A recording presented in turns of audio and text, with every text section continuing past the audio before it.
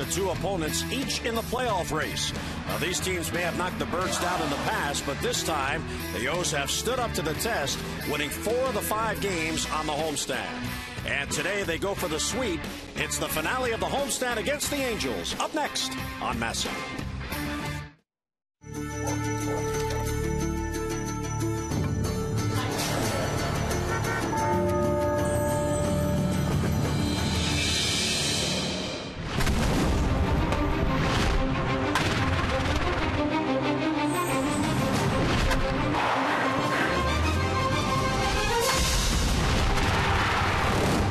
It's Orioles baseball on MASN on a nice Sunday afternoon at Camden Yards. The Orioles getting set to take on the Los Angeles Angels in the finale of this 3-game weekend series.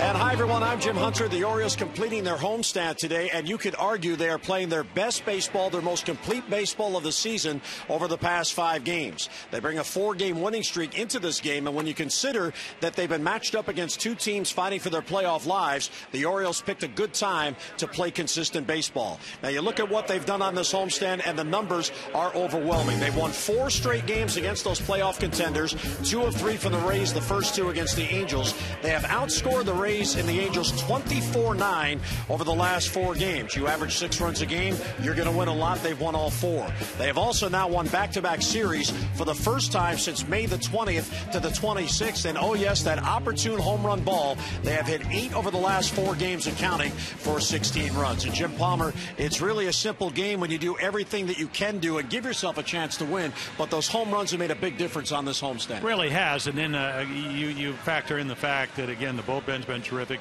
Starting pitching has been terrific. Kind of what the good teams do, and that's exactly why they're winning. And, you know, the other side of it is they played well against Tampa Bay. I mean, started out the year winning 3 in a row down in Tampa Bay, but they went out to Anaheim and the Angels rolled over them. They had 1-5, outscored, 41-19. So they've turned the table again, as you mentioned, Jim, against a team that, in fact, 2 teams that needed to win.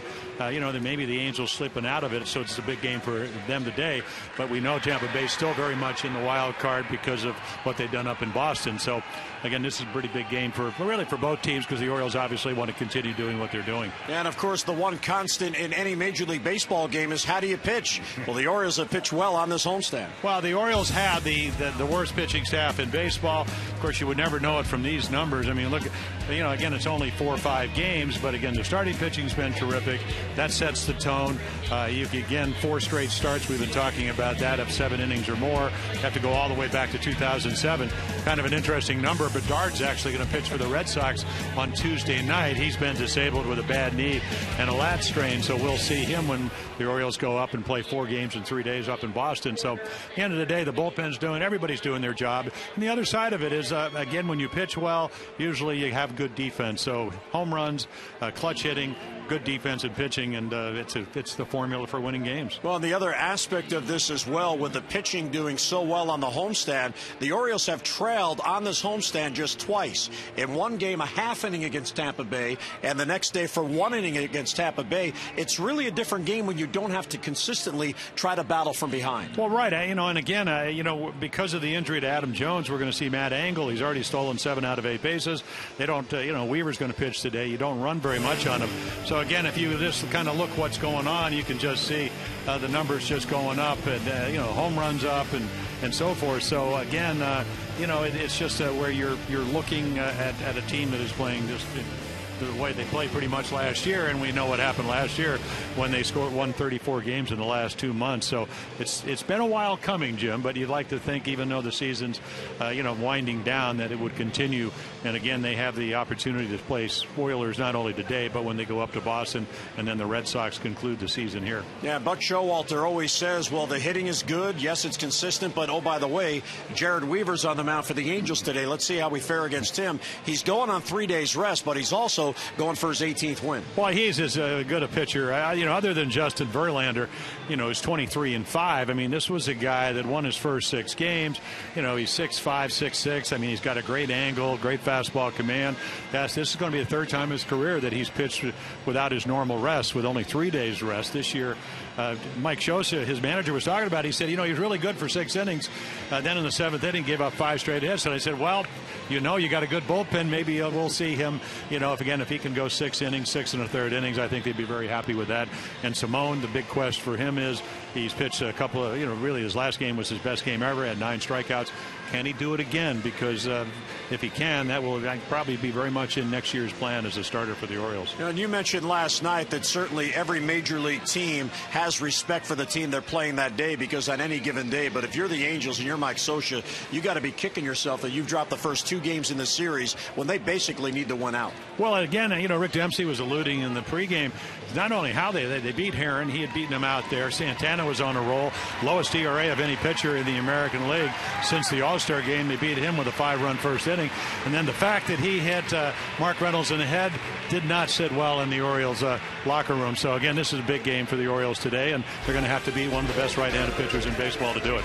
Birds look for the 3-game sweep Sunday afternoon baseball at Camden Yards. The finale of the homestand. Lineups and first pitch are next.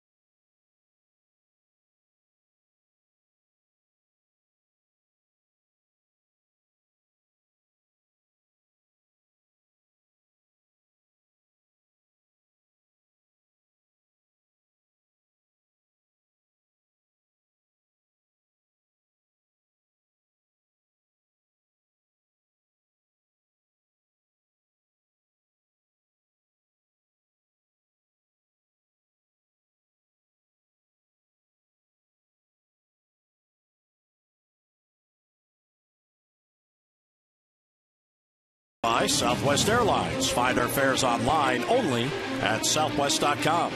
And by Hyundai, it's time to join the movement. Nice day downtown on this Sunday afternoon. Some overcast overhead, but a very pleasant day to play baseball. Today's game time temperature brought to you by Train. Visit Train.com for an independent Train comfort specialist dealer near you. It's hard to stop a Train. 70 degrees. East-northeast winds at 11 and 50% humidity as the Orioles close out the 6-game homestand with daytime baseball. And today's starting lineup for the Angels is brought to you by Southwest Airlines, and ERICK AYBAR back in the leadoff spot.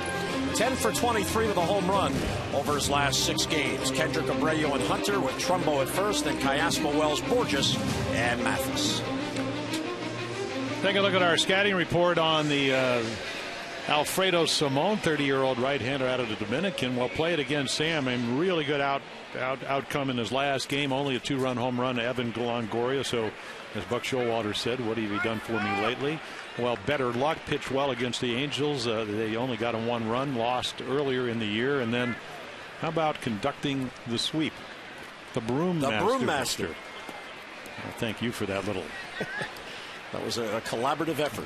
Well, that's what we do. Trying to be clever day game after night game. Not easy either. Here's ERICK AYBAR leading off, and he shows bunt and takes high, and it's 1-0. Well, it's all. I mean, Alfredo Simone, he's got a good arm. Does he have good command? That will pretty much be the tail of the tape, so to speak, today. And again, already flying open, and when he flies open, he drops his arm and the ball goes up in the zone, and that was not the case in his last start against the Rays. Again, 9 strikeouts, career high. And down and in, ball 3. So again, if you're going to try to coerce or encourage Laz Diaz to call strikes, you can't be all over the place. If you're around the glove, that probably would have been called a strike. And there's ball 4, and very similar to what Santana did to the Orioles last night when he walked Angle. Well, as Earl Weaver used to say, there is no, as we look at our Nissan defense for the base on balls, no defense for that. Hudson, Angle, Markakis, Bell, Hardy, Andino. Chris Davis moves across with Mark Reynolds sending it out, and Craig Tatum backup catcher. And remember, Nissan's bottom line sales event, tremendous selections, great offers, bottom line savings.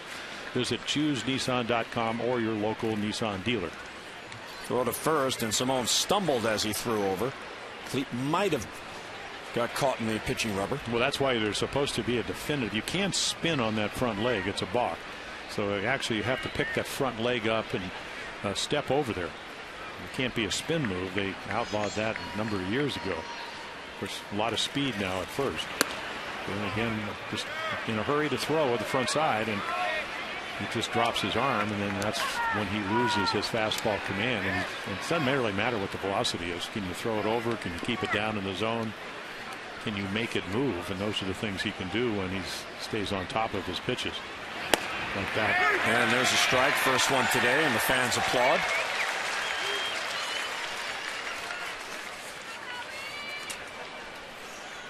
Right on the outside corner, hit the glove. Yeah, a lot of the scouts, we talked about this in Tampa Bay when he struggled. He gave up 6 runs and 5 hits about 3 starts ago. He gets open so quickly with that front side. It's like a gate. If the gate's supposed to go maybe 90 degrees, he goes about 120.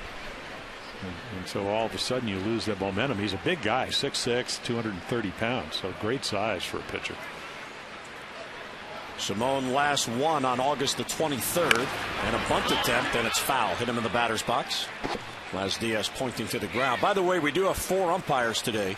Ryan O'Nora last night, who was to umpire behind the plate, he was hit by a Zach Britton warm-up pitch and really hurt his ankle. He's going to see a specialist tomorrow. So there's Alfonso Marquez. He's at third. He went behind the plate last night. Ed Rapuano, the crew chief, is at second base, and Alan Porter, there's Alan at first base. He has joined the crew, so they have the full complement of the 4 umpires here today. 1-2 to Kendrick is a called strike 3. Hit the outside corner. Came in with a breaking ball, and Kendrick watched it go by. Well, Alfredo has, again, a vast arsenal. That's kind of a big swervy curveball and may have ended up outside. Kendrick probably thought it was. But again, it fooled him enough. That's what he usually does. He'll drop down. Again, I'm not sure he does it on purpose. Sometimes effective. Sometimes it can end up in the seats, as it did out in Oakland. Here's Bobby Abreu back in the lineup today with a right-hander on the mound.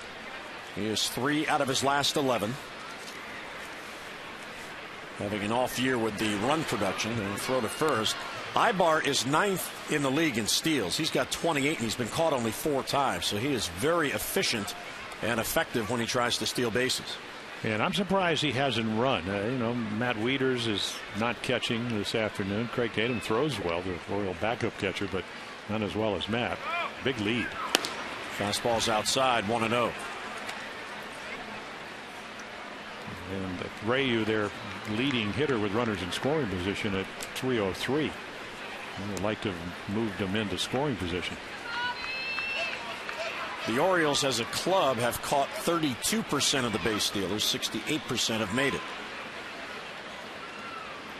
AYBAR again doesn't go, and there's a strike. Fastball taken by Abreu. There have been 15 attempts on Simone. 9 have made it. 6 have been caught.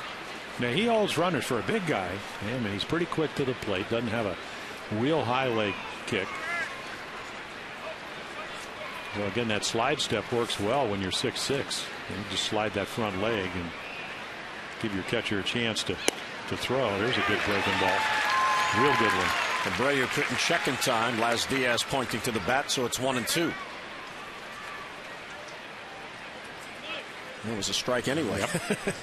You'd like to think that's going to be called a strike. Now, Simone started this stretch the Orioles are on. AYBAR was leaning and he dives back in. 4 consecutive starts of 7 or more innings, stolen bases by opponents. Orioles 79, only Texas with 76 has allowed fewer. So ALFREDO is trying to extend that because of the day off. On Thursday, he gets a second start in the last 5, and that one just missed. 2-2 on ABREU. But Showalter looking on. Mike Scioscia, he's just looking for a win to get on the plane and get out of town. They really do need a win. They head to Toronto for a 4-game series beginning tomorrow. 2-2 on ABREU. Hard ball hit down the line. That's a fair ball and a base hit. MARKAKIS was towards the gap. He'll have to run all the way to the wall. AYBAR's going to come around from third. He will score. And on an RBI double by ABREU, the Angels get the lead. So the leadoff walk does come around the score. Yeah, so the leading guy with runners in scoring position gets it done, even though you're not in scoring position, by hitting the ground ball over the bag. And that's usually a fastball command issue. Instead of getting it away where you get the ground ball to your first baseman or up the middle, he gets it down and in, and ABREU waiting. You know, one of the more patient guys. And so the home runs are down, the doubles still a very significant amount. So the walk has scored. ABREU's in scoring position for Torrey Hunter, who's batting cleanup. And that one's up and in, 1-0.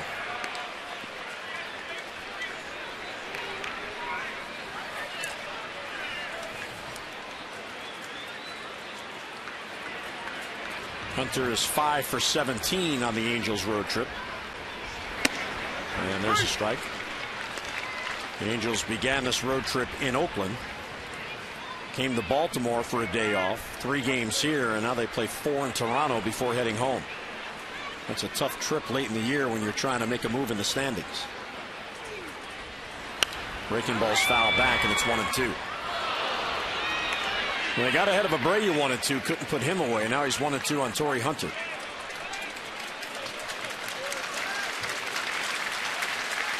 Well, the Angels 10th in runs, 9th in home runs, and what they do on base percentage 12th out of 16 teams, and they do steal bases 6th. And he got it. Yeah, if you can stay behind your pitches and throw over your front side, and instead of spinning out, the ball will do exactly what this pitch is. Watch this pitch go down. 95 miles per hour with great sink. And even if you're having a good year like Torrey Hunter, you swing right through it. Jeep Exmo brought to you by the 2011 Jeep Compass. A big out for Simone. 2 down, both on strikeouts. And here's Mark Trumbo. Trumbo, the first baseman, see 27 home runs.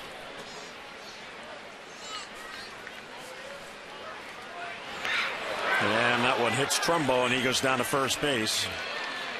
And now Laz Diaz immediately sends a warning out. So we were wondering when and or if there would be any kind of retaliation for Mark Reynolds. We just had it, and Simone did it the right way. Yep, they threw it right at his rear end. Not at his head. Santana hit 2 last night. Reimold in the left shoulder, and then Reynolds in the helmet. I mean, the Orioles are very lucky that Mark Reynolds did not have a serious injury last night. Anytime you hit anybody above the neck, it's really a crapshoot as far as whether he's going to get hurt or not. And there's Mark. I saw him in the clubhouse today. Say, how you doing? He goes, I'm fine. Oh, no, he really wanted to play. He thought he was in the lineup. And only when he found that he wasn't in the lineup. I said, you went down like a fighter. And then you got up like a fighter. Laz Diaz pointing to each bench. Apparently there might have been some jarring going on. Well, the Orioles again aren't happy of what happened right there. You know, Reynolds had hit home runs in back-to-back games, and again, you want to hit somebody, fine. Don't do it above the neck. And whether he was trying or not, he did it, and that's the issue. And that's what the Orioles don't like to see it. And again, if you turn the tables, Mike Scioscia, he's been around the game long enough. He's a terrific baseball man. He knows you don't go head hunting. And whether Santana meant to or not, that's what he did.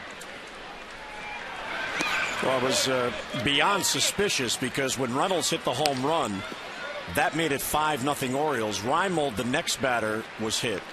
And then the very next time Reynolds came up, and again, that was the home run that broke it open, he's hitting ahead. So it was really beyond suspicious the way Santana handled it. As Buck Showalter said before the game today, though, you really can't get inside somebody's mind and know for sure. There's a bloop to left field. Hudson is there, and he's got it for the out. So the inning ends. Simone gets out of it with just the one. Angels get one, Strand two. Here come the Birds in the bottom of the first.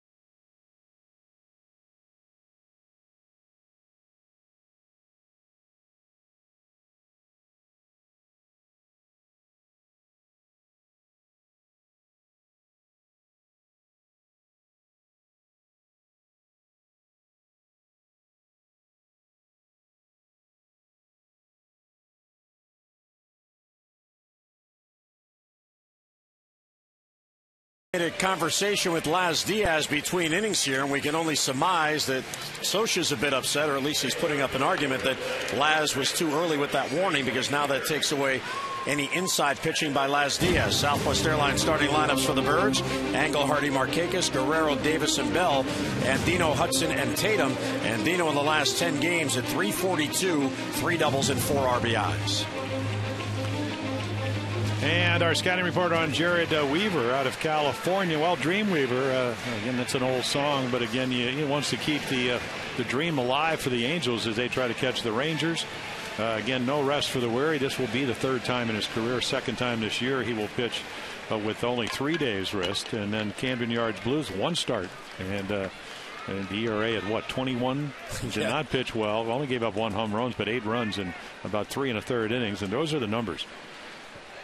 And again, this is a guy, and you look at the one on the board, 17 times he's given up 1 run or less out of his 31 starts. Matt Angle bunts foul, and it's 0-1. Angle at 167. He is 2 out of 13 on the homestand, but he does have a stolen base and a couple of runs scored. You don't run on Weaver, though. Only 9 out of 16. Bouncer right back to the mound. And Weaver gets the first. Angles retired, 1 away. Take a look at our Nissan defense for the Angels here at Camden Yards. Wells, BOURJOS, Hunter, very fleet, gold gloved laden outfield. Callaspo, AYBAR, KENDRICK, Trumbo with a sore rear end after getting plunked. And then Jeff Mathis, he will catch again tonight, or this afternoon, excuse me. It is a day game, isn't it? See, there you go. Day game after a night game. J.J. Hardy's bat is coming back. He's had a real good homestand. And the breaking ball bounces. And J.J. Hardy, 27 home runs on the year to set a career high. He's 7 RBI short of matching his career high, which is 80. He comes in with 73 ribbies. And it's down in the wood. Oops, excuse me. Late call, 1-1. Yeah, there's like a BP fastball, or a little movement. He will throw about from 87 to about 93. Elevates the ball very well. Yep. And again, being 6'7", he's got throws over his front side, he throws across his body. In other words, he will step to his right and then throw back left. And again, the ability to do it, very coordinated guy, and again, very deceptive windup. You don't pick the ball up as well. And Buck Showalter was saying before the game that is a major asset for a guy of his caliber as Hardy goes towards right center field. Torrey Hunter on the run, and he reaches up and he makes the catch. That ball curved right back to him, and he hauls it in for the out, 2 down. Well, that is one of the reasons, even though Hunter won 10 gold gloves in center field, that you'll give him the alley because the ball does curve back. Not always, but most of the time it'll slice back. So, again, he scurries under it. BOURJOS, I mean, he's just got tremendous speed. Wells over and left won 3 gold gloves. They're right there, and you know, it looks like the wind may be blowing towards right center field today. Again, it's hard to read here. I mean, the flags are blowing that way. It doesn't mean the wind coming off the warehouse, actually. It could be swirling all over the place. Yeah, there are the flags in the bullpen picnic area blowing right in towards home plate. Markakis takes ball 1. And the other thing that Jered Weaver will do is throw a changeup in any count. Very comfortable 3-2 hitters counts. If he gets behind, and again, it's not that he's overpowering. I think I did one of his first games in the big leagues, and I'm going, well, really, you know, you look at the radar gun. I mean, back then it was 90, 91. But again, the deception and the command and the ability to hit the glove. Of course, he wants, now that ball's out off the corner, and Nick knows that. He gets that pitch, and Laz Diaz gives him that pitch. It will be difficult to solve him this afternoon. Orioles want him have to throw it over. Markakis 0 for his last 17, all on this homestand. 2-1 is inside, ball 3. No. Another late call. Yes. All right, we'll get the cadence down to Laz. So 2-2. See, I'm trying to help Nick out. He's 0 for 17. Yeah, I know. Well, we discussed, Nick and I had a discussion. I said loop one in somewhere. Yeah, he needs a doink. A doink, yep. He said, well, how about I just hit one out of here? That'll work. So I told him that will work. But he's a little frustrated.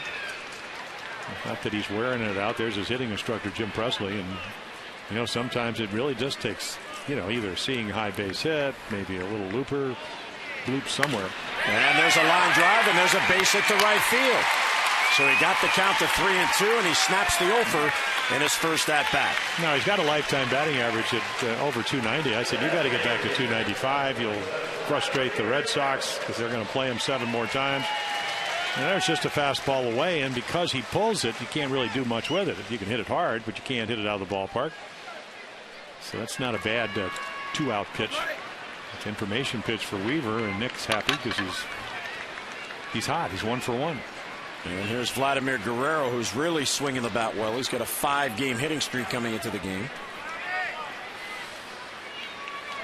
So Weaver from the stretch for the first time, and it's outside and 1-0.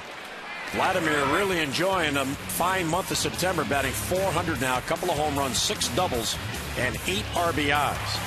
Vladimir batting .400. The next closest average is Andino's .306. So that's how efficient he has been. And he fouls it back, 1-1 the count. Yeah, if you're a right-handed hitter, Jered Weaver's going to step pretty much almost behind you. And again, he's way on the third base side. He is 6'7", and you can see where his footprint is all the way out here. So again, his angle. I mean, he's going to literally be throwing maybe at the stripe in your pant. And there's a strike taken by Guerrero, 1-2. And you know, you just wouldn't think too many guys. You know, usually you get hurt, but it's a pretty straight line. He comes right over his front shoulder. You know, a lot of guys who throw across their body put tremendous strength or stress on that shoulder, but this one is somehow be able, because of his height, to throw downhill and then elevate like that. No swing on the appeal. So 2-2.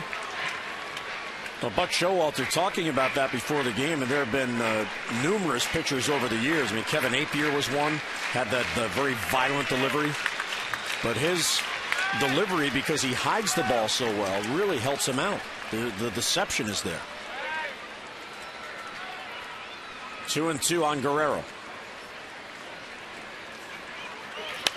And he fouls it off. Buck told the story of a young pitcher that he had with the Yankees. You remember it was a kid from Australia, Mark Hutton. Oh, yeah. And when he first came to the big leagues, he was very much like Weaver, all arms, legs, angles, this and that, and he was very effective. Then they smoothed out his follow-through, and he couldn't get anybody out because they saw the ball. The way he got there, they couldn't see the ball, so he had the deception.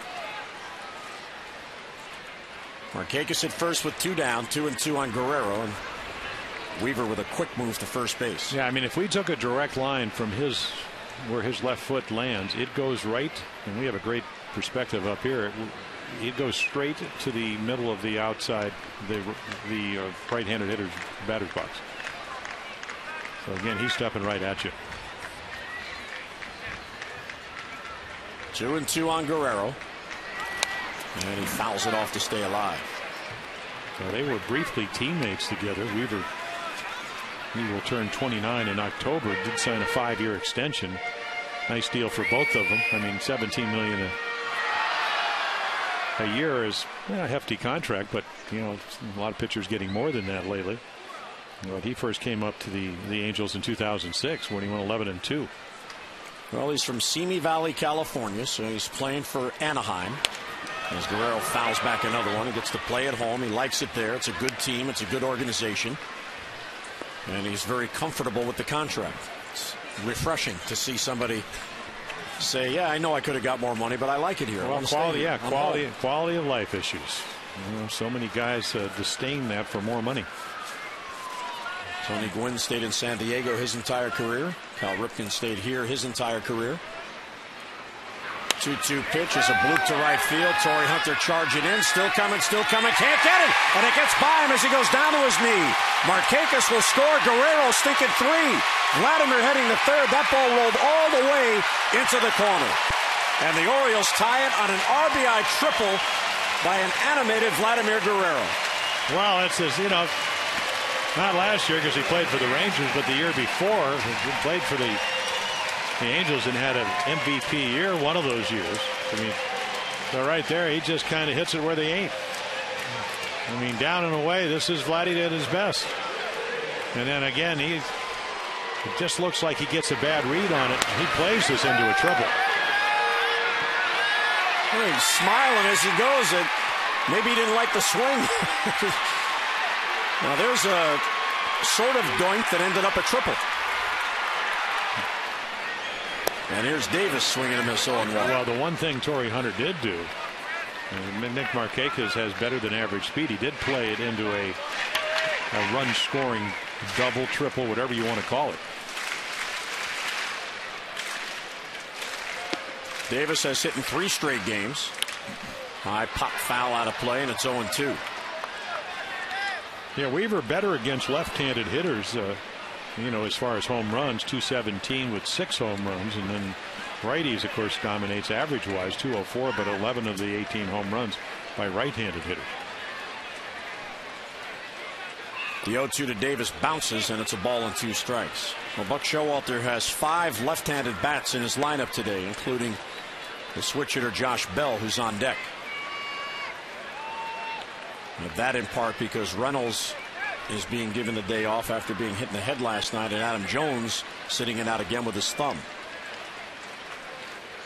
If they're available, they're in there. 2-2 pitch. Excuse me, 1-2 pitch is outside. 2-2 on Davis. Chris 4 for 12 in the hitting streak, and over the last 7 games, he's batting at .385. Got a home run and 6 RBIs. Guerrero at third with 2 down. Off the end of the bat, shallow right center field. Hunter in on it, and he's got it for the out. Orioles get a 2-out rally going, a single and a triple. We'll head to the second, tied at 1.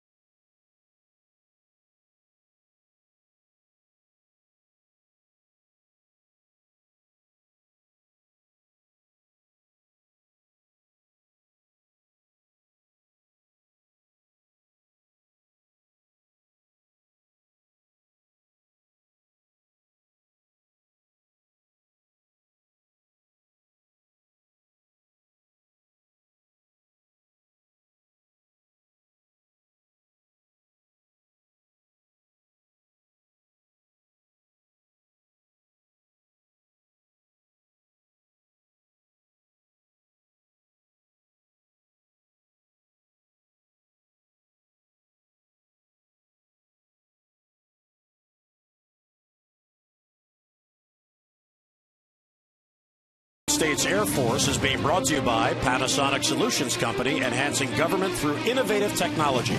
By Navy Federal Credit Union, we serve where you serve. And by DynCorp International, we serve today for a better tomorrow. The United States Air Force, the aerial warfare branch of the U.S. Armed Forces, initially part of the U.S. Army, the U.S. Air Force was formed as a separate branch of the military September 18, 1947. And while the Air Force celebrates that date as its official birthday, of course, the history of the U.S. Air Force stretches back nearly as far as the airplane itself. So congratulations to the United States Air Force. Vernon Wells takes a strike. Bourjos and Mathis will follow now in this tie game. And Wells chases a fastball. 0-2. Yeah, did get a triple last night. Vernon Wells still not swinging the bat very well. Again, the numbers just so-so compared to last year. Poked a ball from Jim Johnson up the gap in right center field. And again, those, of course, they trailed 6-1. They were trailing 8-0 on Friday. So again, almost all the runs the Angels have gotten, except the first one today, have been what they call decorative. Just looks good. Hardy towards the middle, plays the hop. Wells retired and one away. The Maryland Lottery's double play contestant of the game is Venda Miller of Fort Washington. For every double play the Orioles turn during the game, Venda wins $1,000 from the Maryland Lottery. And now you can enter 2 great scratch-offs for a chance to win. To see how you can turn non-winning Amazing 8s or double play scratch-offs into cash or Amazing Orioles prizes, go to mdlottery.com/double play. So Simone, after a leadoff walk in the first, retires the first batter. And Bourjos takes a strike. Yeah, he doesn't really walk a whole lot of guys when he does, and he's done that on 2 occasions where he's had 4 against Tampa Bay, 6 runs, and then 4 runs with 6 walks against the Yankees. 2 totally different offensive teams. The Yankees have been with the highest on base percentage along with the Red Sox in the American League. Breaking ball misses low. 1-2 on Bourjos. He's at 268 on the year. He moves up higher in the lineup when the lefty starts, lower in the lineup against righties, and he swings at that breaking ball and pops it up behind the plate. Tatum back, and he makes the catch just in front of the fence. Yeah, it's hard. You know, I'm looking through the screen here, Jim. I saw some dust or something come up, and it almost looked like it hit the screen first, but it doesn't. Out of his glove. How about that? Maybe he's got dust from home plate. Magical dust. That's from all that tapping on the dirt. Yeah, could be. A breaking ball. Throws the pitch low. Here's Jeff Mathis. Batting ninth. And Simone coming right at him. I asked Buck Showalter before the game about this stretch with the starters each going 7 innings over the last 4 starts, and if there's a carryover where one sees the other being aggressive, and he said, well, that's what they're supposed to do. It's a real good answer, because if you think about it, he's right. They're supposed to attack the strike zone. They're supposed to pound the strike zone. Well, but it is easier when you have somebody doing it the night before. And it certainly doesn't change anything. And there goes Mathis, and what a bounce back inning for Simone. He retires him 3 up, 3 down. Mid-second at Camden Yards, we're tied at 1.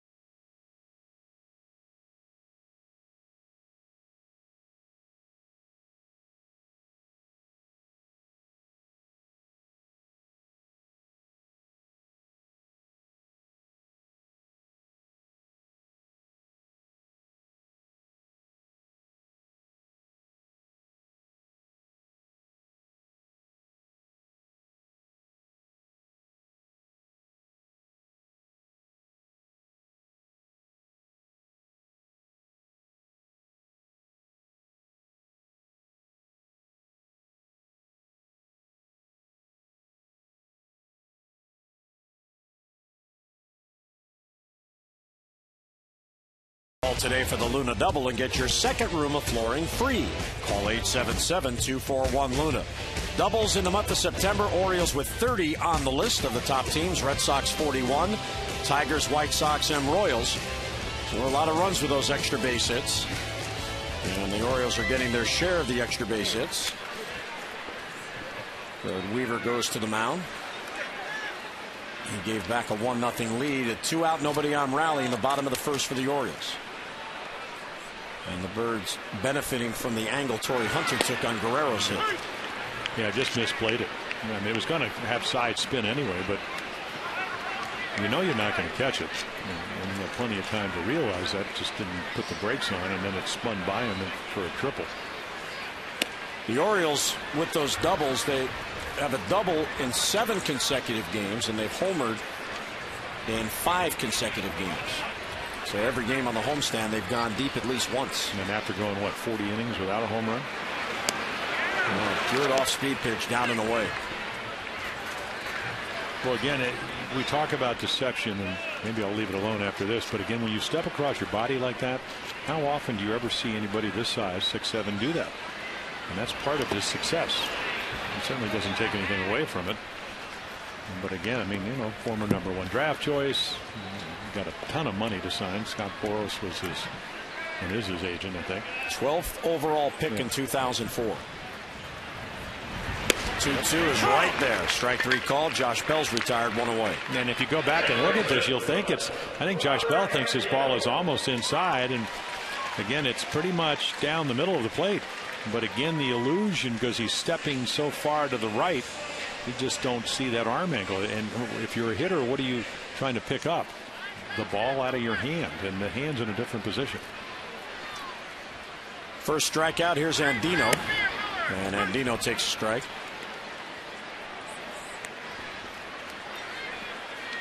Roberts got a 2-game hitting streak going, and he's really been swinging the bat well. He's at .340 over his last 13 games. And he has now gone an entire month without a day off. His last day off was August the 13th. He may get a rest up in Fenway. Maybe Ryan Adams will play against Bedard. 34th consecutive start in this game today. Well, he's young.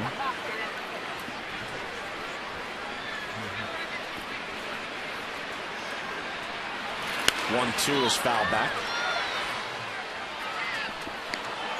I mean, I actually think it's a good thing for a young player, because to play at this level, and again, the Orioles have played pretty well over the last couple of weeks, you have to focus.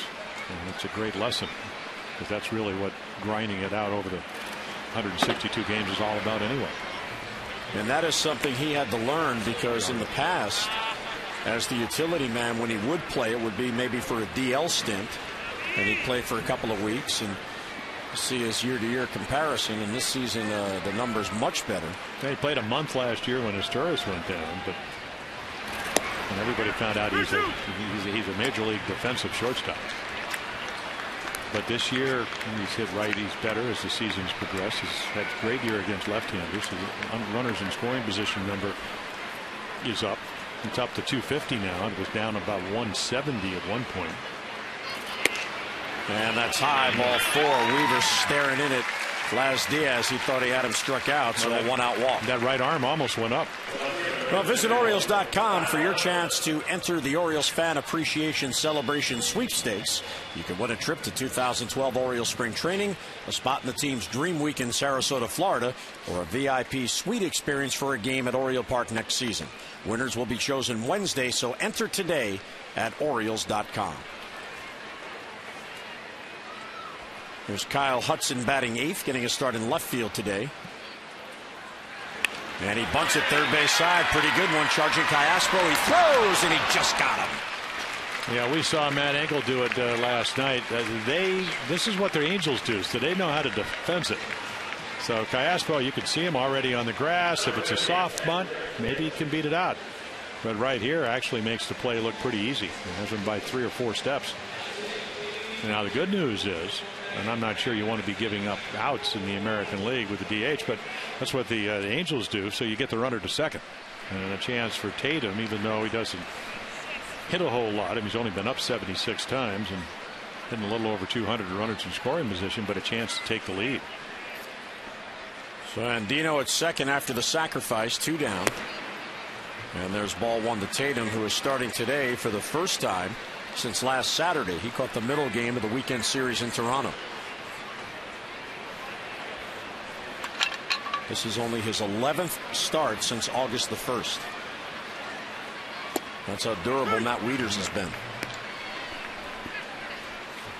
And Craig, only 3 doubles, no home runs. I mean, he's a line drive hitter, and that started when he came with the Orioles beginning of 2010. Terry Crowley turned him into a up the middle machine.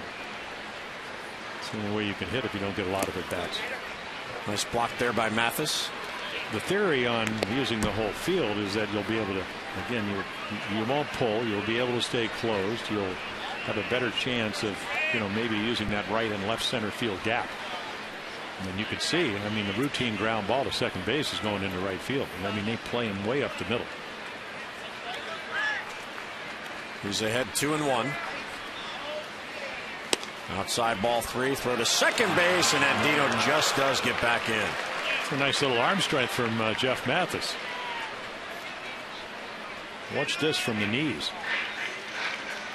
He just falls on that left knee and bang, bang. What a great camera angle right there. Wow. Careless, yes. Well, Robert has long arms for a little guy. That's the difference between being out and safe. 3-1 is foul back, 3-2.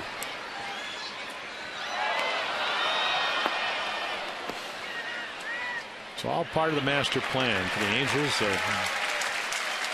Again, after giving up, 8 and 6 runs, they are now second in the American League in pitching. But it's all about defense and cutting down leads with guys that can run, like Andino with 2 outs. Maybe a better chance to throw him out at the plate. 3-2, and he got him. Tatum down on strikes. That ends the inning. So a 1-out walk and a man left. We played 2. Angels and O's tied at 1.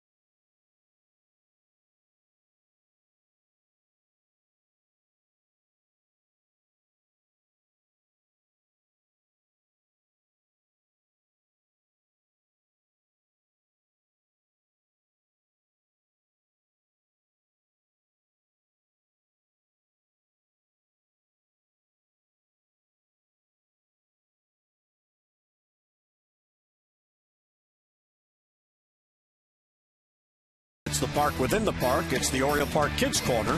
The Kids Corner boasting fun interactive area for families, including a climb and play area, batting cage, pitching station, murals and fun team facts, flat screen TVs, and more.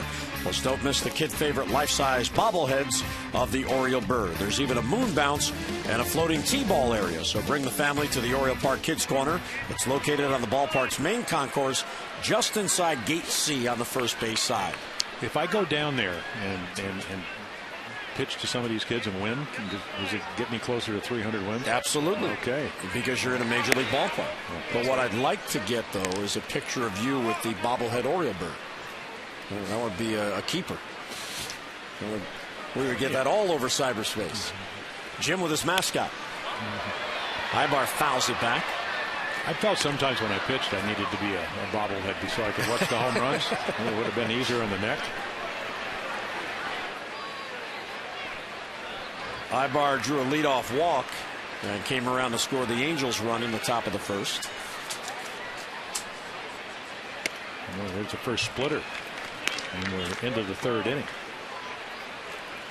He was at 33 pitches entering this inning, so just a few above that 15 per that you like to see.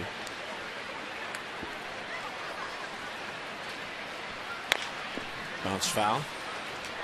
And yeah, again, you look at that number, and if you pitch 7 innings at 15, that's what 105 pitches. Right. So there you have it. And there's your 7.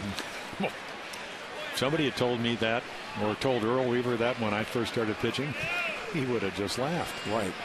It's just a totally different game now. Well, the era of the closer, managers now manage almost backwards because they're thinking all along, well, when can I get to that guy for the final 3 outs? Yeah, that, and also where can I get to my matchup guys? Now does it bounce a foul down the line? You know, sequence your way, and I guess it probably started. A lot of people think it was Tony La Russa when he managed the A's. He had 5 guys to get to Eckersley. He was in the Hall of Fame. I always thought Bobby Valentine, when he was with Texas, did that. They were down by 7 runs, and he went through 5 pitchers in the late innings one time. Oh, that ball's belted deep right field. Back it goes, and that ball is out of here. AYBAR hits it out, and the Angels regain the lead. Number 9 for the switch hitting shortstop. Well, he's been hot, so he walks, then you don't want to walk him again, and he clocks one.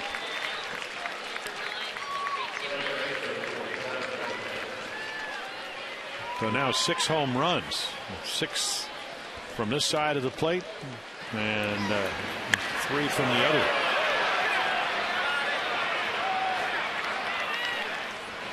And the breaking ball misses inside to Howie Kendrick. So AYBAR has been the problem for Simone. Leadoff walk in the first, and a run, and a home run. Swing and a miss, 1-1 on Kendrick, who struck out his first at bat. Well, it happens. You think I just have to throw him a strike, and he's a line drive hitter, which he is. But then you get at the middle of the plate, you speed up the bat, he gets to see a lot of fastballs, and all of a sudden he drives one. But it's only 1 run.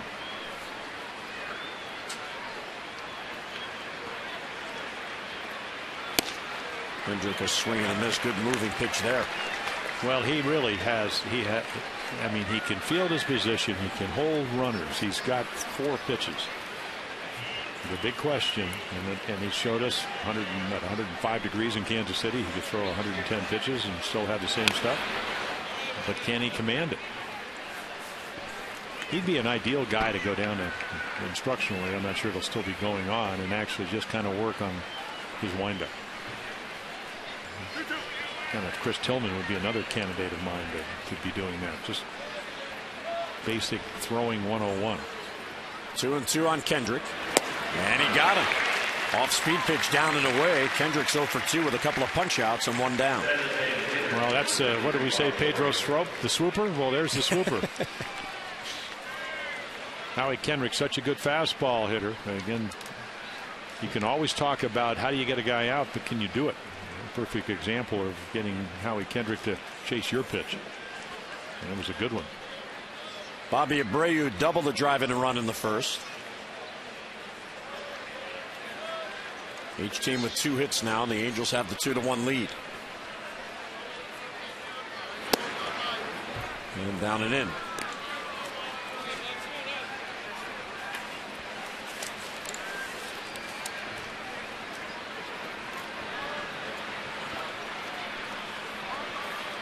The Orioles in the 4-game series coming up at Fenway Park. They will see Lackey and they will see Beckett, but they do not face John Lester, who has just dominated them in his career. Buck Showalter will send Guthrie and Mattis tomorrow, Vandenhurst Tuesday, and then Tommy Hunter Wednesday. Tapper out in front of the plate. Simone gets it to first, and 2 down in the 3rd inning. Time for our Hyundai Game Flow, brought to you by Hyundai. It's time to join the movement. Well, the flow of this game was getting to enjoy Vladimir Guerrero run around the bases. His RBI triple, that's right, triple, tied the game in the bottom of the first. But the Angels have regained the lead here on the solo home run by AYBAR. Vladimir smiling all the way around. Well, the good news about that, but it was right in front of him, so he kind of knew what was going to happen, and he saw where TORII Hunter was playing, deep right center field. But TORII's trying to do the same thing. Well, when Vladimir's up because of his style, you basically should just play straight up everywhere because he has no idea what he's going to swing at. How can you defense that? Well, he actually, I mean, Jared Weaver made a terrific pitch. It's just, you know, sometimes when you stand on the mound and that ball's hit, you know nobody's going to catch it because you know where your outfielders are playing, or at least you should. I mean, you know Markakis most likely is not going to score because it's only going to be a double, but the spin and the misjudgment played it into a triple, and the Orioles got their only run. Down and away, 2-1 on TORII Hunter, who struck out his first at bat. Simone has 4 strikeouts. He has walked 1, he has hit 1.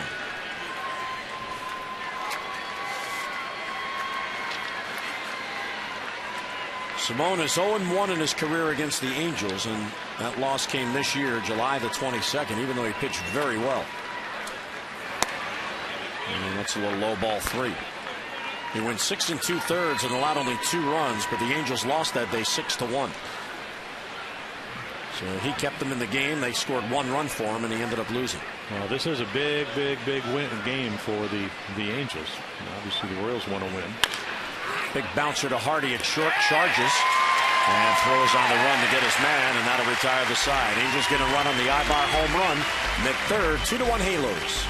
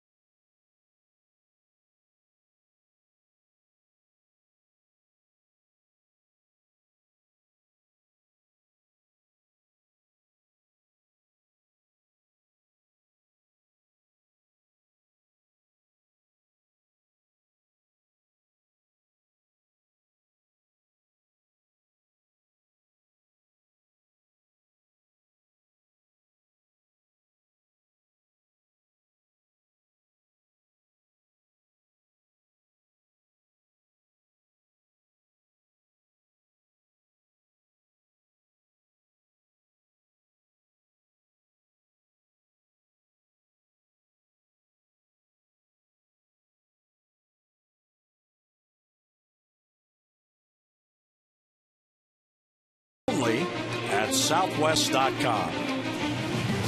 Sunday afternoon in the Inner Harbor and a 2-1 Angels lead.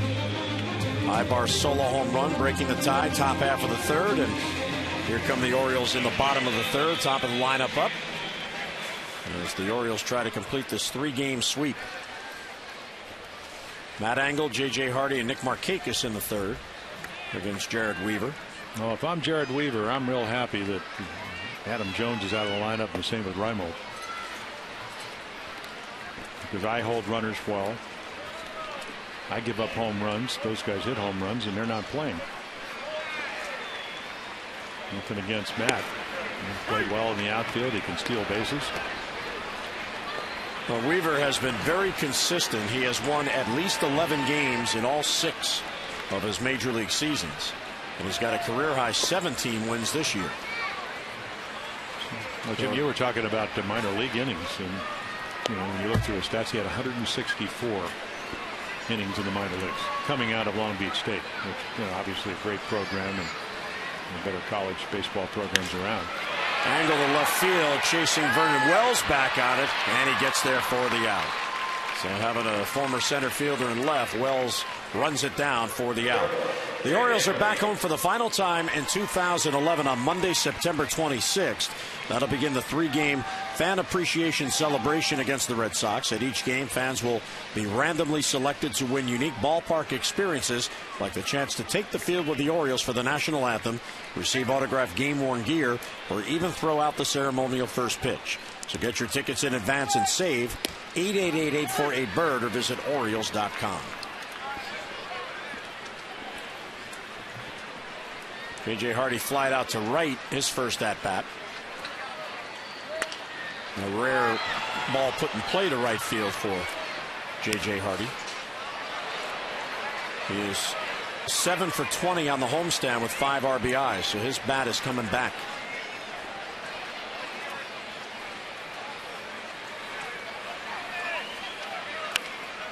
Well, that one ran in on him. So Hardy now with a career-high 27 home runs, and most home runs by Orioles shortstops since 1985. Tejada and Cal each had 34 home runs in a season. J.J. 27, Cal in 87 also at 27. Well, Jim Presley, the Orioles hitting instructor for the first year, was saying it all started in spring training. Number one, J.J. was healthy. Number two, he had seen him drive the ball with Milwaukee. This ball's hit the center field. BOURJOS goes back on it, and he'll run it down for the out. So 2 down here in the Oriole third. Here's today's minor league report, brought to you by PNC for the achiever in you. Well, the prospect hit leaders this season: Jonathan Scope, 148 base hits, combined Delmarvin Frederick. Xavier Avery, 144. L.J. Hose, 143. Then Kyle Hudson, who's now with the Orioles, 125. And Tyler Kelly down at Delmarva, 125. Yeah, a number of those players going down to the Arizona Fall League. Xavier Avery, one of them. Much Showalter talking about that. Markakis takes a strike. There's a lot of people, and we saw Xavier in spring training, reminding of Al Bummer.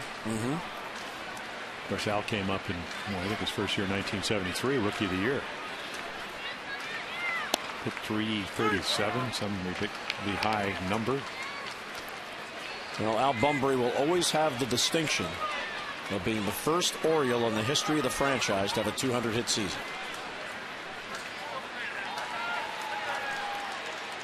0-2 pitch towards right center field, falling, and BOURJOS will play it on a high.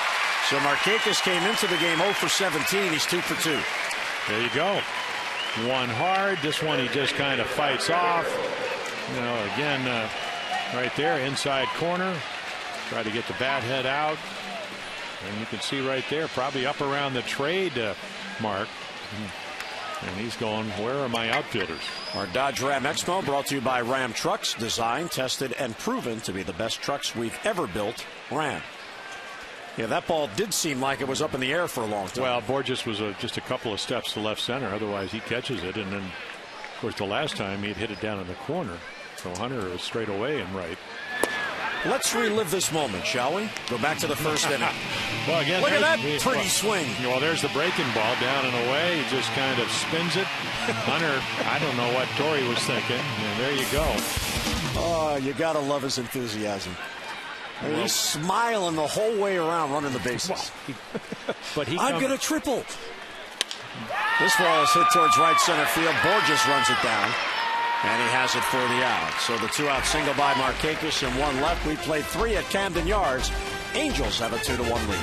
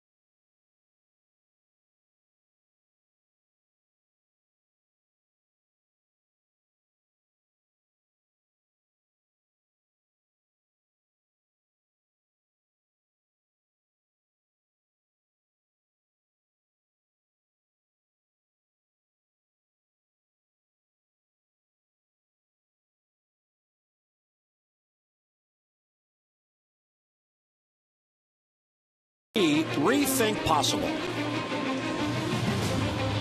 Oriole Park at Camden Yards as the Birds and Angels close out this 3-game series, and important games being played in 3 different cities at the same time today. Yeah, Tampa Bay already up 3-0 over the Red Sox. They're trying to pull within 2 in the wild card race. And Tampa Bay, after that game today, they head to New York for a series with the Yankees, while the Orioles will replace them at Fenway Park. And the Yankees are trailing at Toronto 3-0 in the 5th. Adam Lind has 2 home runs. The Angels head to Toronto after the game. Hard hit ball by Trumbo is foul. And Dino Ebel, the third base coach, diving out of the way. Of course, he's playing real deep. There he is. Former infielder, he wants a glove. Wouldn't be a bad idea. No. High pop foul that should be back in the seats, and it will be. The Yankees are 4.5 up on Boston, and the Yankees have been benefiting by how Tampa Bay has been handling Boston. They swept them last weekend at home, and they're trying to win 3 out of 4 this weekend at Fenway. You know, the Rays are 11-6 against the Sox. Isn't that amazing? 6-2 in the last 8 games at Fenway. Oh, they can pitch. I mean, how do you beat the Red Sox? The Angels are 4.5 back of the Rangers in the West. They're actually closer to the Rangers than they are in the wild card. They're 5 out in the wild card. Weak ground ball to short. Hardy plays an in-between hop. Trumbo's retired for the first out. Let's get a look at our This Date in Baseball History, brought to you by Verizon Fios. 1976, in his final Major League at-bat, Hall of Famer Frank Robinson, then of the Indians, got a pinch-hit single against the Orioles. 1997, the Braves became the first franchise to clinch a 6th consecutive playoff berth. And in 2008, Greg Maddux broke Cy Young's record by winning 13 or more games for a 20th consecutive season. This date in baseball history brought to you by Verizon Fios. Switch to Fios, a network ahead. To learn more, visit Verizon.com/getFios. Alberto Callaspo with a base hit up the middle with 1 down. So how about base hits in the infield, as this really could help you out because you can't defend speed, and the Angels right near the top. Yeah, again, 41 bunt base hits, and their infield hits are just about, 140 something. That kind of fluctuates from game to game. So, again, a big part of getting on base. And it's not only stealing bases. I mean, what did I say? They're 6th in stolen bases. But it's also, how do you go from first to third? How do you, so you can set up the sacrifice fly with less than 2 outs? Do you score on base hits more often than other teams? Strike 1 to Vernon Wells. And I asked Mike Sochi a couple of years ago, I said, hey, what do you teach? He said, well, you run through the base in front of you.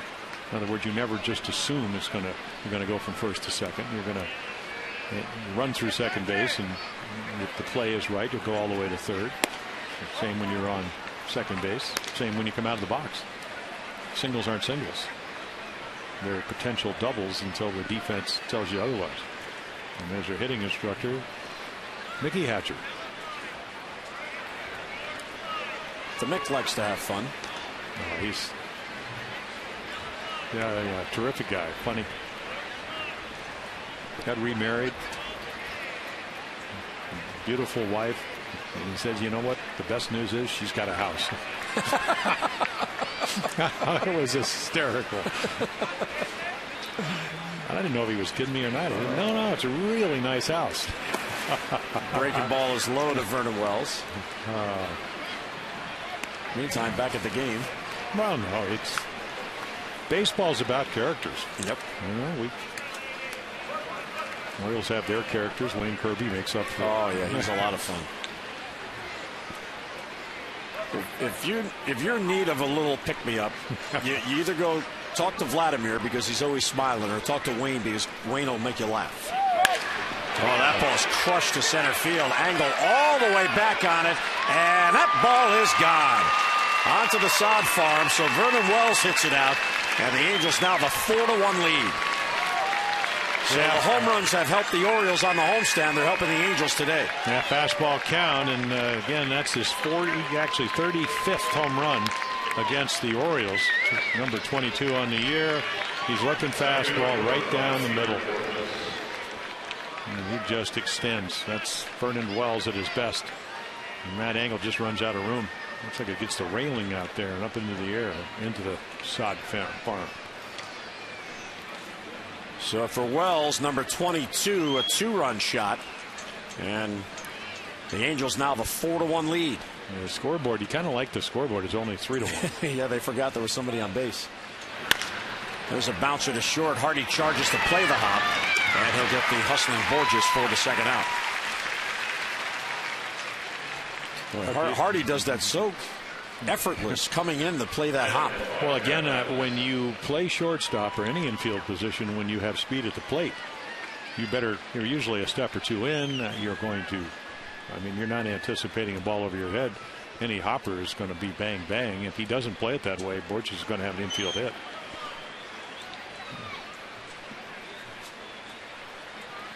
Two downers, Jeff Mathis. And he takes low.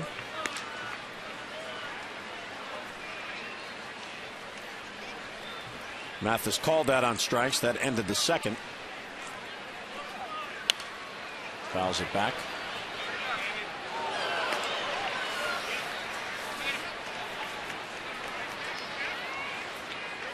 So the Angels 4.5 back of Texas with 11 to play, and they do have the final 3 games of the season at home against the Rangers. Yeah, that's really what you're. So you got to figure out to cut a couple off at least over the week before you get to that series. Or you have to win them all, which would delight the Angels. And I mean, if you're Ron Washington, obviously you want to set up your pitching, and that's what we're talking about right there. And again, the Rangers really haven't helped out the Angels. You know the Red Sox they lose today, they'd be 4-14 in the month of September. The Rangers, I think, are maybe 10-5 this month, so they've played well. And that's fouled off. The Rangers play in Seattle today. They have Harrison going against King Felix. Felix Hernandez will go for Seattle. So what the Angels are hoping for is that King Felix can slow down the Rangers and get a win, and they hold on here and get a win, and they're back within 3.5 heading into the final 10 days of the season. And there's a base hit up the middle. And Mathis is on with a 2-out hit. The thing that is really hurting the Angels here, and we talked about this the other night, is the fact that they're not only on a 3-city road trip late in the year, they're on a 3-city road trip that includes 2 teams in the Eastern time zone. They started in Oakland this past Monday and had a 3-game series there. Day game last Wednesday in Oakland. Traveled from San Francisco or Oakland, whichever airport they used, to Baltimore. Thursday off. 3 games here, and then they go to Toronto for 4 games, and all 4 games are night games. So next Thursday they'll have to fly all night back to Anaheim to welcome in Oakland next Friday. That is a really tough schedule down the stretch. That's the bad news. The good news, they're in the pennant race. Right. And when you're in a pennant race, and I found this out when the Red Sox had a huge lead in '74. We won 26 out of 31 here in Baltimore. The Yankees won 25 out of 31. Right down to the wire. There's a breaking ball all the way to the screen. So again, play it again, Sam. You're trying to figure out ALFREDO. Are you going to be the guy last? I mean, this was right through his legs. Just held on. He opened up too quickly. Right, Tatum, not much of a chance to block that one. Much as you work on blocking pitches in spring training, you never work on that one through the batter's leg. That was outstanding back control and body control by AYBAR. He pulled the bat back and then got his feet out of the way. 1-1 the count, with Mathis now at second base.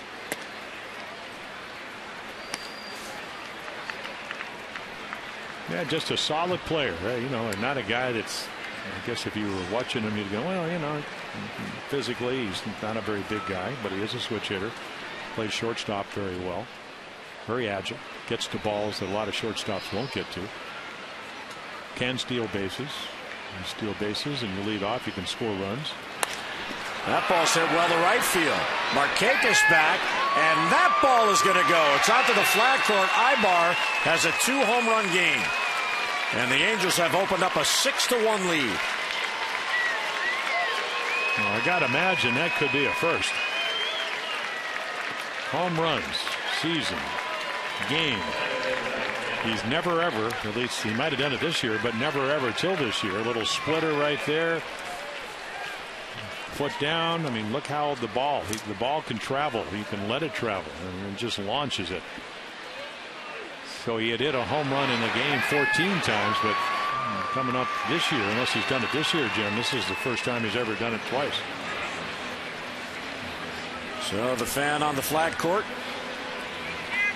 as AYBAR has really hurt Simone. He's got a pair of home runs, 3 RBIs. He walked leading off the game and scored, and now it's 6-1. Well, two run shots and 4 on the board.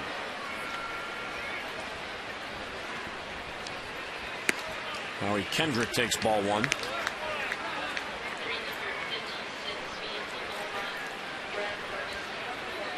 Kendrick is 0 for 2. He has been called out on strikes, and he has a swinging strikeout. And this ball's towards right center field. That's going to get down for a base hit. Angle over to cut it off, and Kendrick will settle for a long single. So another base hit in this 4th inning. Brad Bergeson now getting loose. 5th hit in this inning. Yep, and you got your ace on the mound, even though he's going with 3 days rest. Give him a little bit of a cushion. They've done that.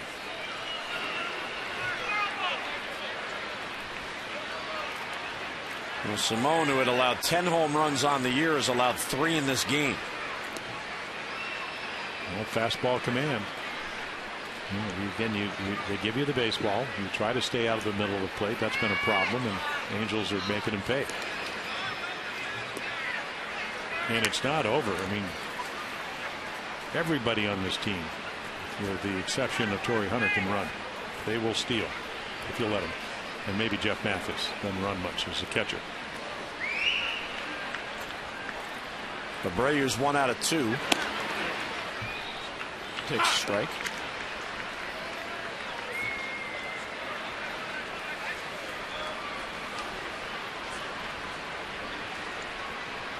Simone has had just 1 3-up 3-down inning. That was in the 2nd.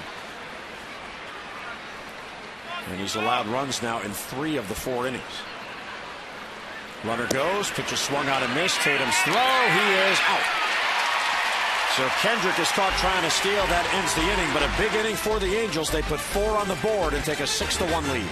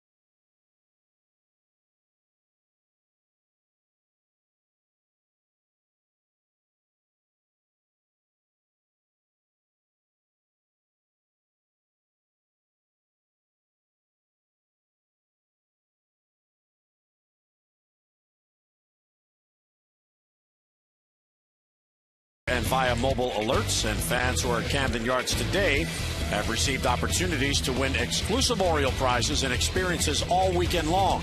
So make sure you're following us at Facebook.com/MASSON Orioles, twitter.com/MasonOrioles, or text OSocial to 29292. And earlier today, some fans were lucky enough to have a chance to meet and greet Jeremy Guthrie. And they got their photos taken. How you doing, Jeremy? Shake his hand. And as you saw, there was a nice long line of fans out there and posing with families. Looked like he was running for mayor. Hey, how you doing? Nice to see you. There's a fan with a Brooks jersey. So you got to follow us on all those sites, and you get a chance to do that stuff. The social media networks, whatever. That was a movie, Social Network.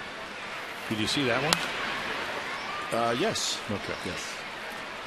Actually, I went home last night after not seeing that. I watched 4 movies last night just to get caught up. Did you watch The Horse Whisperer? No. No, okay. 0-2 on Chris Davis leading off. In the Oriole fourth, Birds now down by 5 runs against the ace of the staff, Jered Weaver.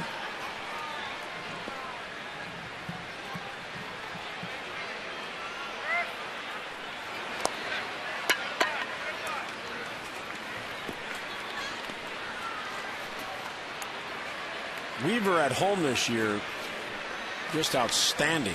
8-1 with a 1.81 ERA. This ball's hooked to right field, falling in front of TORII Hunter, and there's a leadoff single for Chris Davis. So leadoff man on here in the fourth. Season plan holders, be on the lookout for your copy of the 2011 Orioles Reach Annual Report, highlighting the team's commitment to the community. It details the many events and initiatives supported by the club over the past year. Now, to download and view the 2011 report and find ways in which to get Orioles Reach assisting you or your cause, visit OriolesReach.com. Yeah, the Orioles' charge here, now that they're trailing by 5, is to get that bullpen active. They have 10 bullpenners for the Angels. Josh Bell swings and misses. Well, Josh, another young hitter that's got to make up his mind what he wants to hit until he gets to 2 strikes. No way he was looking for a hook. And if he was, you don't have that kind of swing.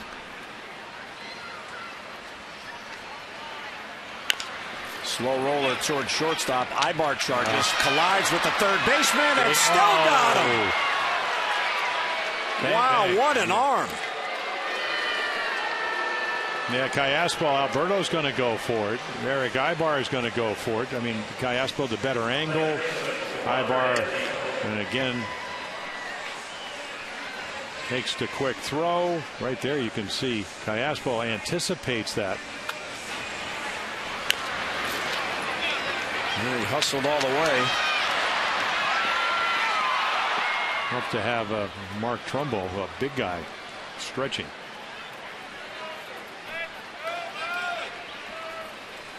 The only team to beat Weaver at home this year was the Indians. 8-1 at home, 9-6 on the road. So a runner at second with 1 down for Andino.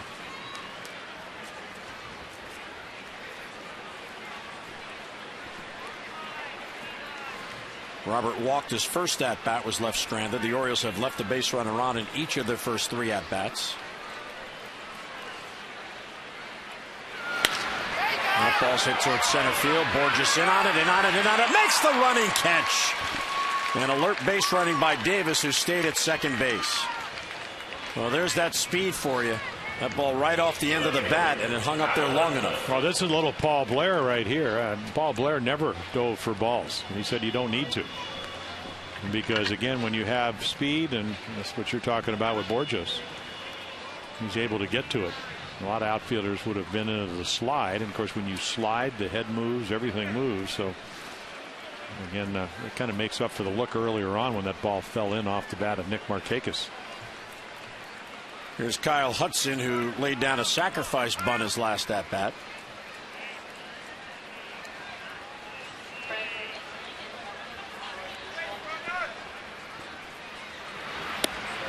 And the breaking ball's in there for a strike.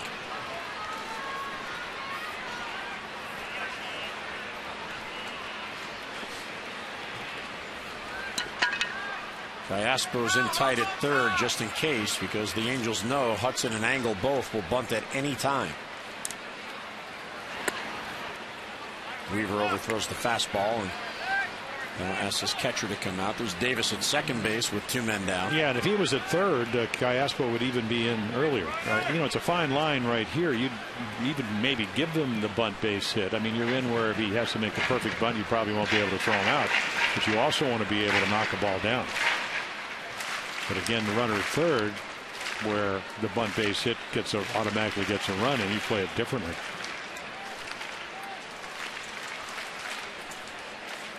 Hudson has 2 RBIs.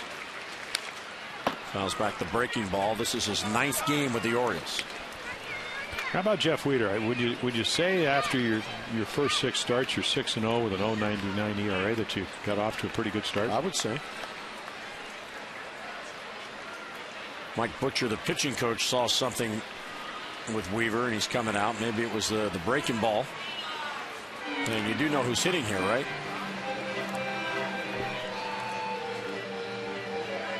They'll also be monitoring him to see how he's feeling as he goes along, only because of the 3 days rest he's on instead of the usual 4. Well, he's the type of guy I always felt when you get a little bit tired, and of course we used to always pitch on 3 days rest for every 4th day, so you kind of get used to it. Is that it's kind of like pitching in late innings where you just slow everything down, make sure your arm can speed up and get the ball where you want to. Misses inside. If you get down the pitching rubber or you start falling before your arm gets out in front of you, boy, no way you can make up for it. And that's how you pitch late in the ball game. That's how you pitch every 4th day. You just be in tune with your mechanics. This kid can do it about as well as anybody. That ball's lifted out back of second base. There's AYBAR, the shortstop. He runs it down for the out. Inning ends. A base hit and a man left. We'll head to the 5th. 6-1 Angels.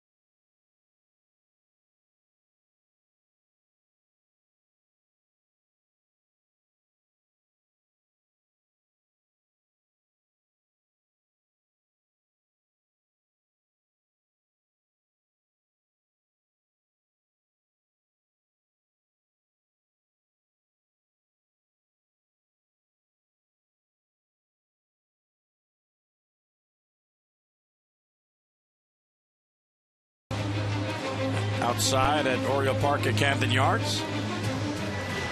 And a 6-1 Angels lead. A pair of 2-run home runs in the 4th. Simone comes out to begin the 5th inning.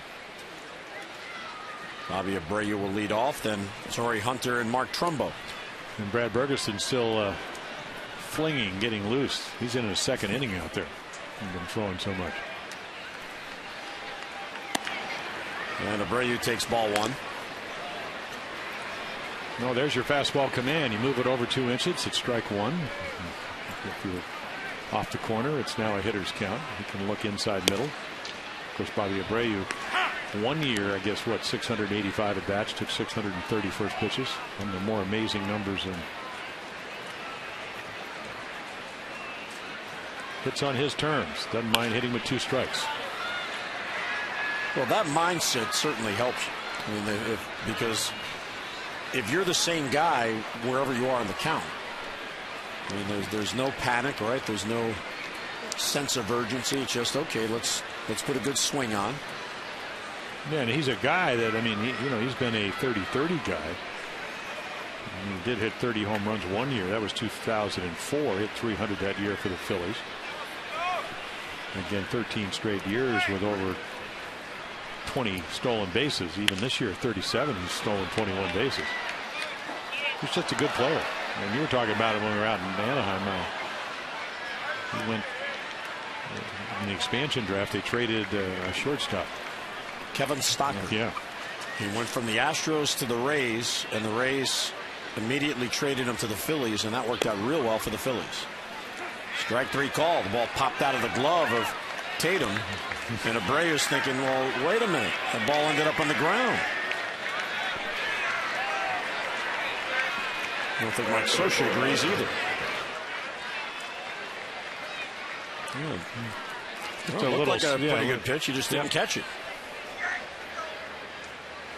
So that is strikeout number 5. I'm out. What? I have to go back. But I'm DHing. What am I going to do for another? How could I be out on that? He dropped it. Well, you know how you drop it? And George Bamberger, the late George Bamberger, our pitching coach, said that's what a lot of catchers will do. You put the ball on the edge of the strike zone and miscatch it. It's not Roger Clemens misremembering, but you miscatch it, and actually the umpire only sees the glove. And that's what Craig Tatum did. He didn't center it in his pocket, but it stayed close enough, and the Orioles get the call, and Abreu goes back and contemplates his next at bat. Torrey Hunter was fooled by that pitch, but it missed inside.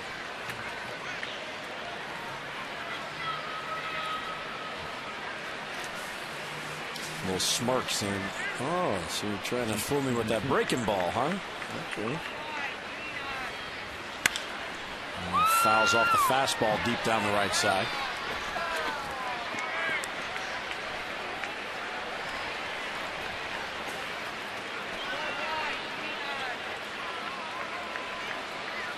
Five of the 6 runs in this game for the Angels coming in on the home runs. So they are following the Orioles lead. What they've done on the homestand. Sharply at the Hardy. And Torrey Hunter's retired for the second out. The Mid-Atlantic Sports Report returns tomorrow, 5:30 on MASN. Join Amber Theo Harris, Phil Wood, Mel Antonin, and Dave Johnson. They'll discuss all the hot topics from around the world of baseball, live look-ins at the ballpark, interviews, and much more. The Mid-Atlantic Sports Report tomorrow, 5:30 on MASN.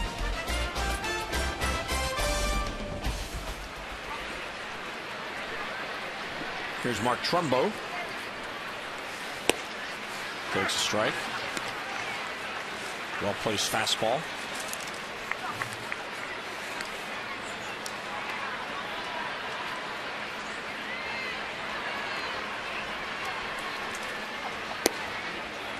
And strike 2.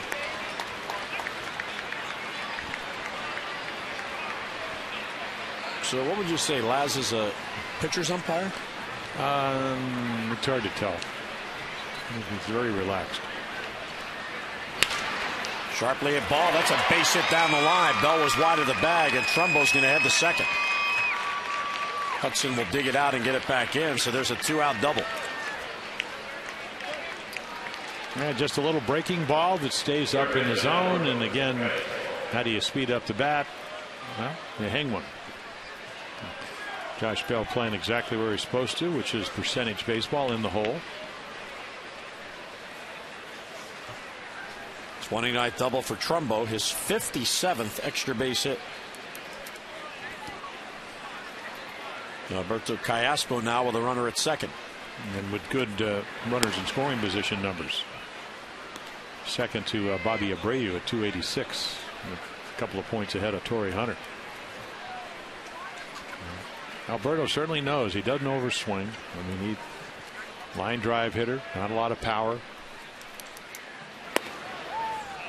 Check swing, appeal to third. He did not go.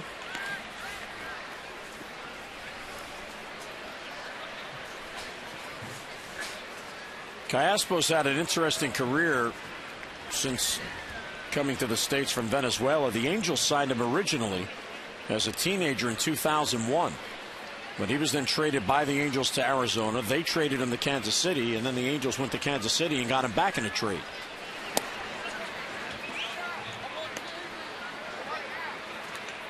So a player that they coveted as a teenager, they traded away and eventually said, you know what, let's go get that guy. Switch hitter. Yeah, it looks to me that they have to address their catching needs, and then of course Kendrick and Morales, who hit 33 home runs 2 years ago and broke the ankle. If he can come back, then obviously their offense will be good. Of course, he could be their DH. Rumbo can play first. ABREU option is vested, so he's signed. So you would imagine he'll be back, but maybe not. Bouncer towards first. Davis charges. He'll go to the bag unassisted. That ends the inning. A 2-out double and a man left. Mid-fifth at Camden Yards. Angels with a 6-1 lead.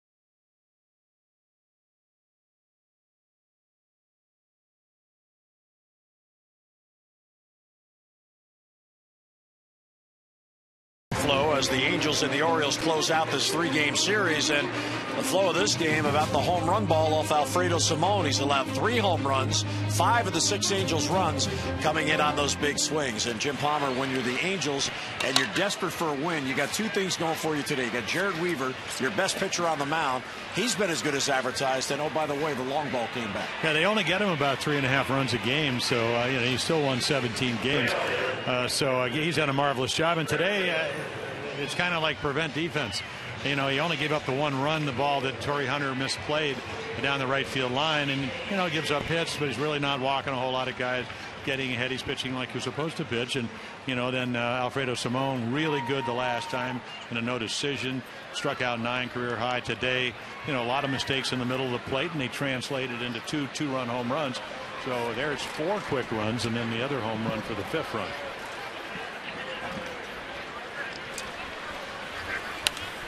And here is Craig Tatum fouling it off, leading off.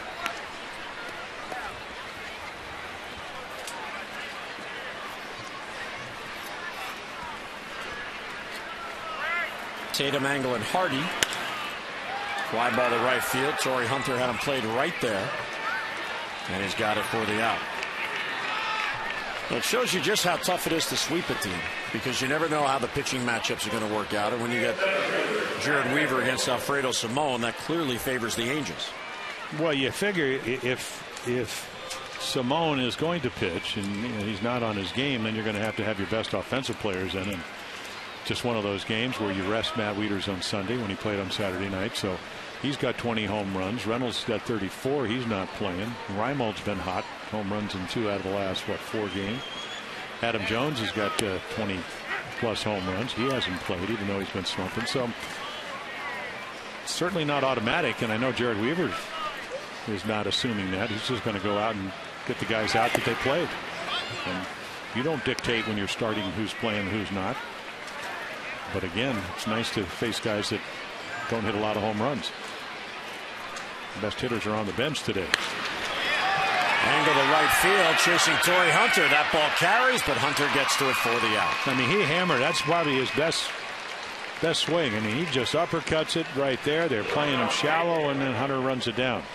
Time now for our AT&T Mobility Trivia Fact. And fact number 1, J.J. Hardy averaging a home run every 17.81 at-bats this season. Where does that factor in? That is currently the best home run rate by a shortstop in Orioles history. Doesn't get cheated, does he? And if you're wondering about is J.J. Hardy a pull hitter? Yes, he is. 23 to left, 4 to center, 0 to right field. Well, he's just a really good fastball hitter, hanging breaking ball. And again, there's the cut fastball. And the pitchers that have success against him are able to stay down. And he's a better high ball hitter than low ball hitter. And they're able to drop that breaking ball down and away and keep it on the outside quarter of the plate and take your chances, like right there. Of course, again, that's like the perfect low and away fastball. And Jered Weeder can do that. Brad Bergeson once again getting loose. He's now in his third inning. That ball's clubbed to center field. Bourjos is there, and he's got it. Weaver is a 3 up, 3 down, 5th. We're through 5 at Camden Yards. Finale of 3. The Angels have a 6-1 lead.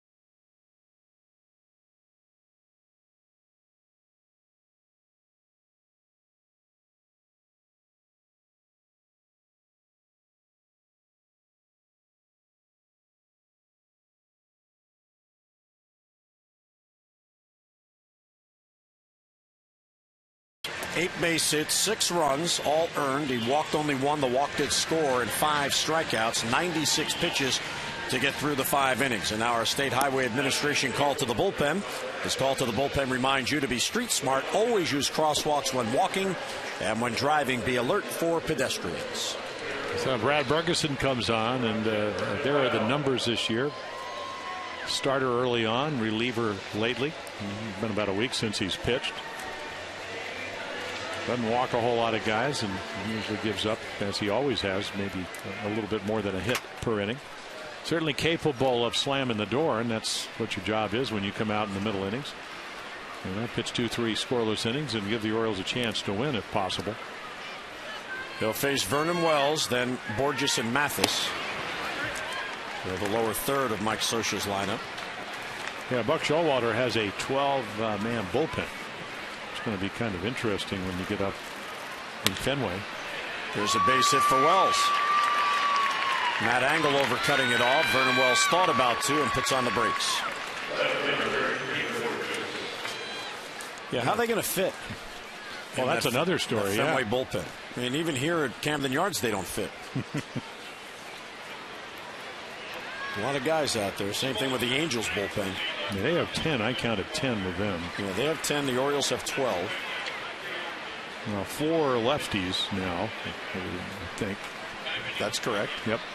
Patton, Phillips, Rapata, and JoJo. Of course, Rapata, a left-handed batter specialist, that'll come in handy. Strike against one the to Red Bourjos. Sox. Yeah. Well, I would imagine that maybe Peter Bourjos is going to think about either hitting or running, maybe bunt. And again, you want to add some runs, make it easier for your bullpen, easier for Jered Weaver. Even though maybe not with Mathis on deck.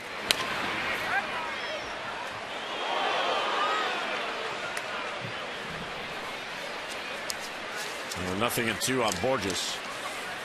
Well, if you're the Red Sox and you've been monitoring the Orioles on this homestand, I don't think you're looking forward to that doubleheader.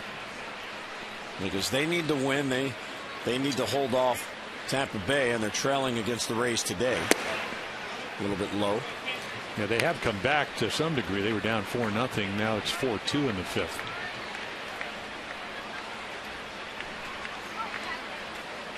And Tampa Bay now batting in the top of the fifth. David Price is on the mound for the Rays in that game. He's facing Wakefield. Runner goes from first, bounces towards shortstop.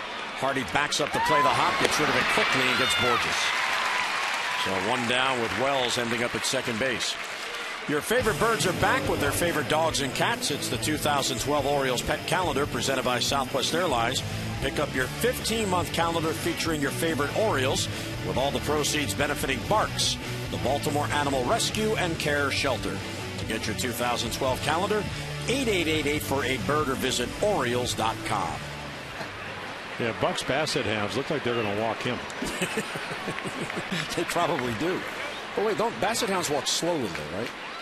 Yeah, they kind of take their time. Hey, how you doing? Oh. Wells takes off. Throw to third. He is out at third base. Yeah, he might as well just come up into the slide and keep going. I'm not sure what that's all about. Well, again, it's only one out, and you'd like to get to third base. But a nice throw. You got the batter you have to deal with. Your Craig Tatum, perfect throw. Bell's right there, just drops the tag. You can see it's I mean, it beat him by a lot, but again, it's bang bang by the time you put the tag down. Oh, and that hits Jeff Mathis. That got away from Bergeson.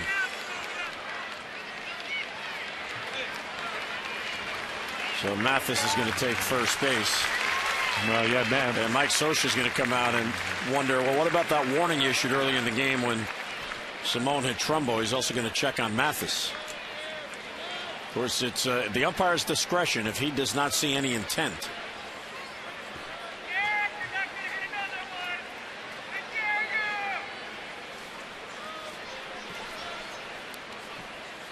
I don't know if it's a breaking ball or not. It's hard to tell from that angle.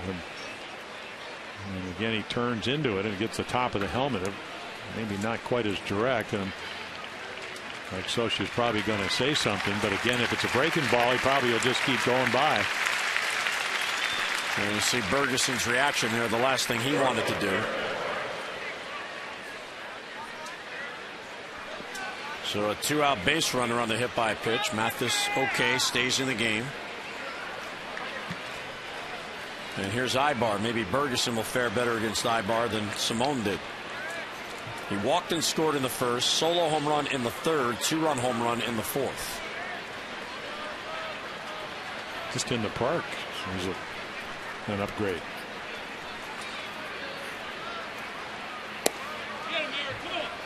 Ball one inside.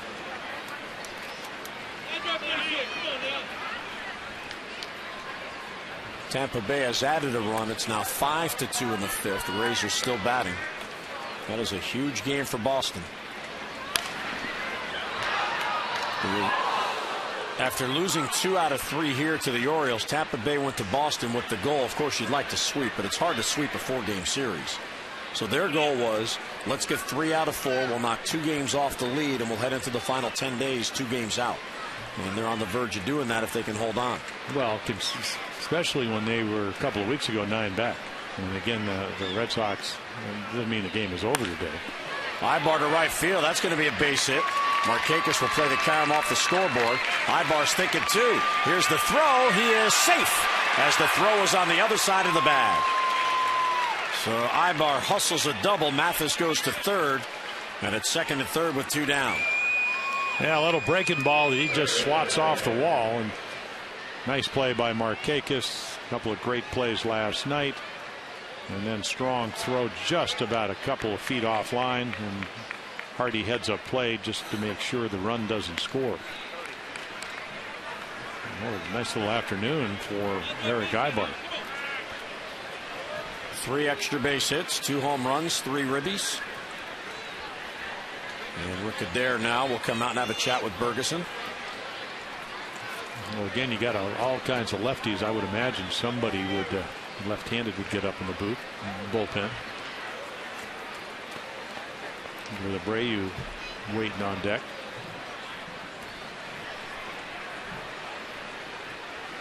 And Troy Patton has his glove. Warm-up jacket is off. Well, Bergeson has his chat with Adair, and now he'll go to work on Howie Kendrick.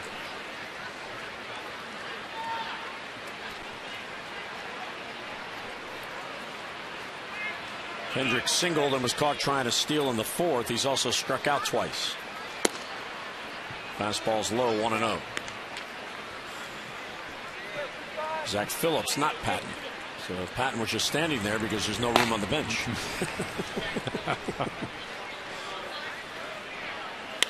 1-0 is hit to center field. Angle is back on it. Still going back. Reaches up and he can't get it. Mathis scores. AYBAR scores.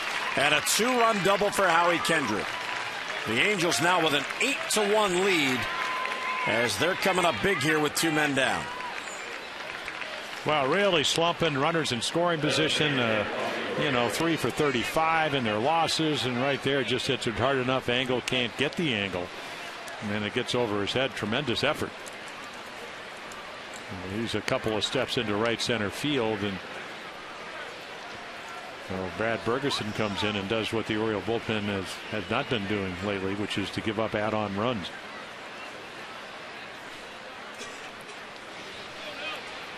So Tatum out to Stahl here.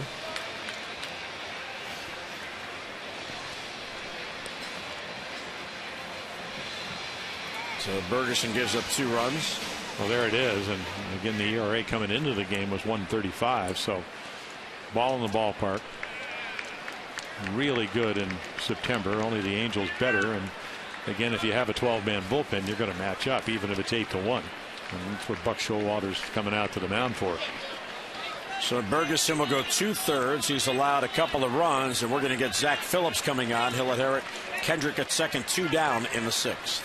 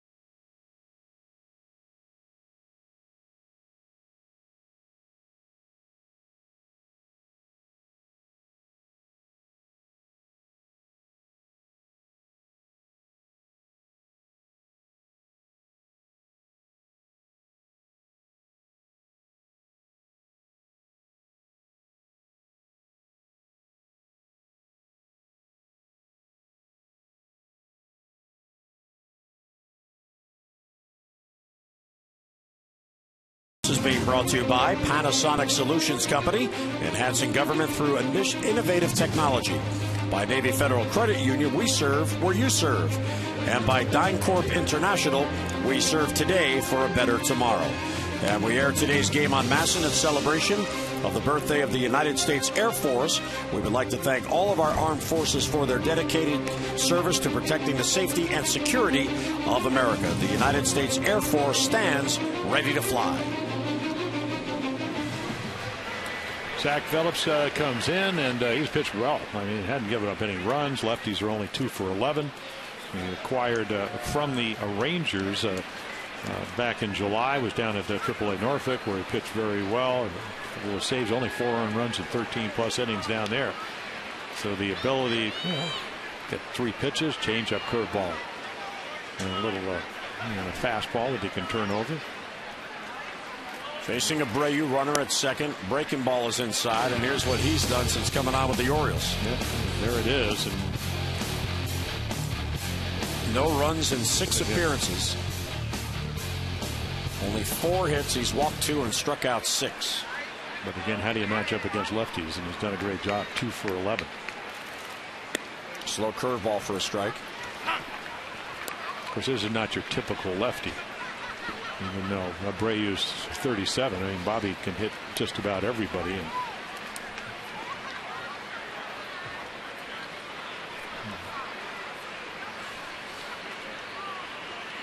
1-1 on Abreu.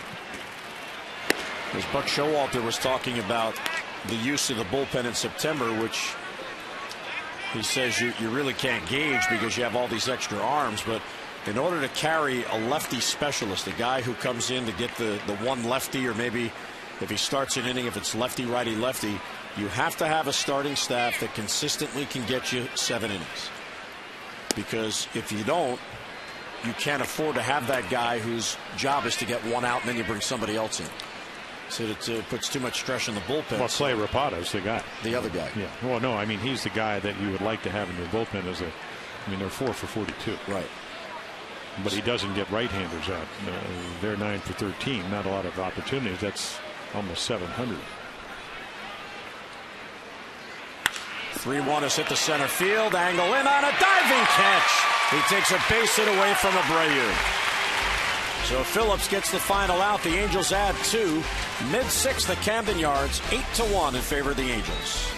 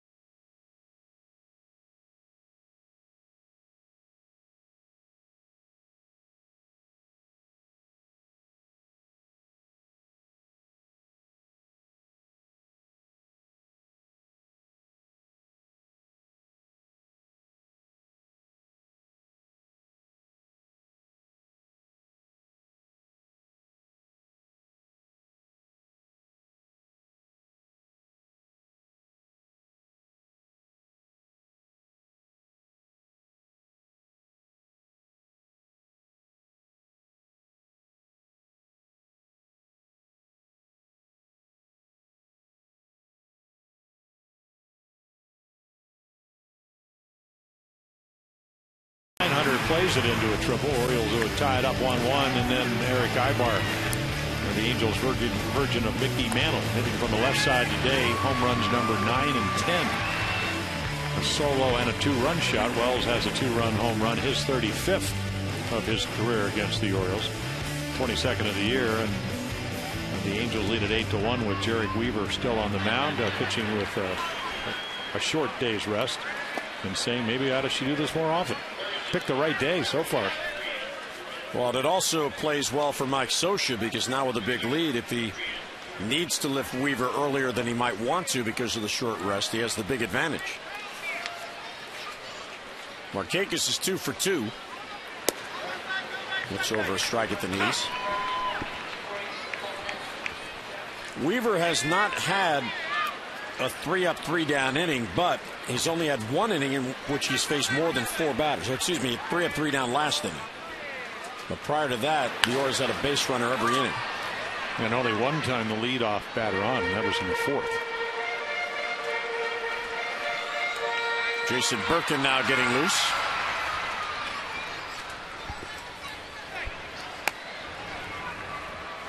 A ball and 2 strikes on Markakis. Guerrero and Davis due to follow. Yeah, Nick would love to have at least a 3-hit game. Lays off the pitch in the dirt. So Weaver is following his trend on the year. 1 run or less in 19 of his starts. That's the best in the major leagues. 31 starts on the year. This is 32, right? Yep. Off the end of the bat to center field. BOURJOS and AYBAR. BOURJOS calls. Yeah, that's a pitch that he hasn't really used a lot. That changeup down and away gets him to pop it up sky at the center. Well, the Orioles have announced Dream Week. It'll be January 30th through February 4th of 2012 in Sarasota, Florida. This is your chance to join the team and live the dream, as all the Dream Week participants will join members of the 1992 Orioles for a week of daily baseball drills, instruction games, and more. So find out what it's like to be a major leaguer, your own personalized uniform, locker, clubhouse services, and even the chance to take the field at Oriole Park at Camden Yards later next summer. For more details, visit Orioles.com/DreamWeek or call 888-848-BIRD.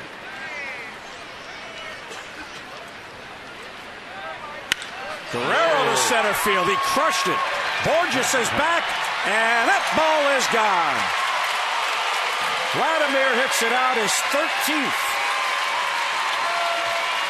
That ball was smoked.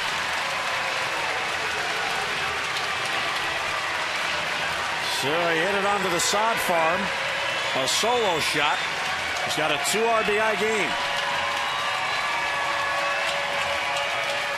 It's one of those, hey, there's the glove. See if you can hit it. And he does.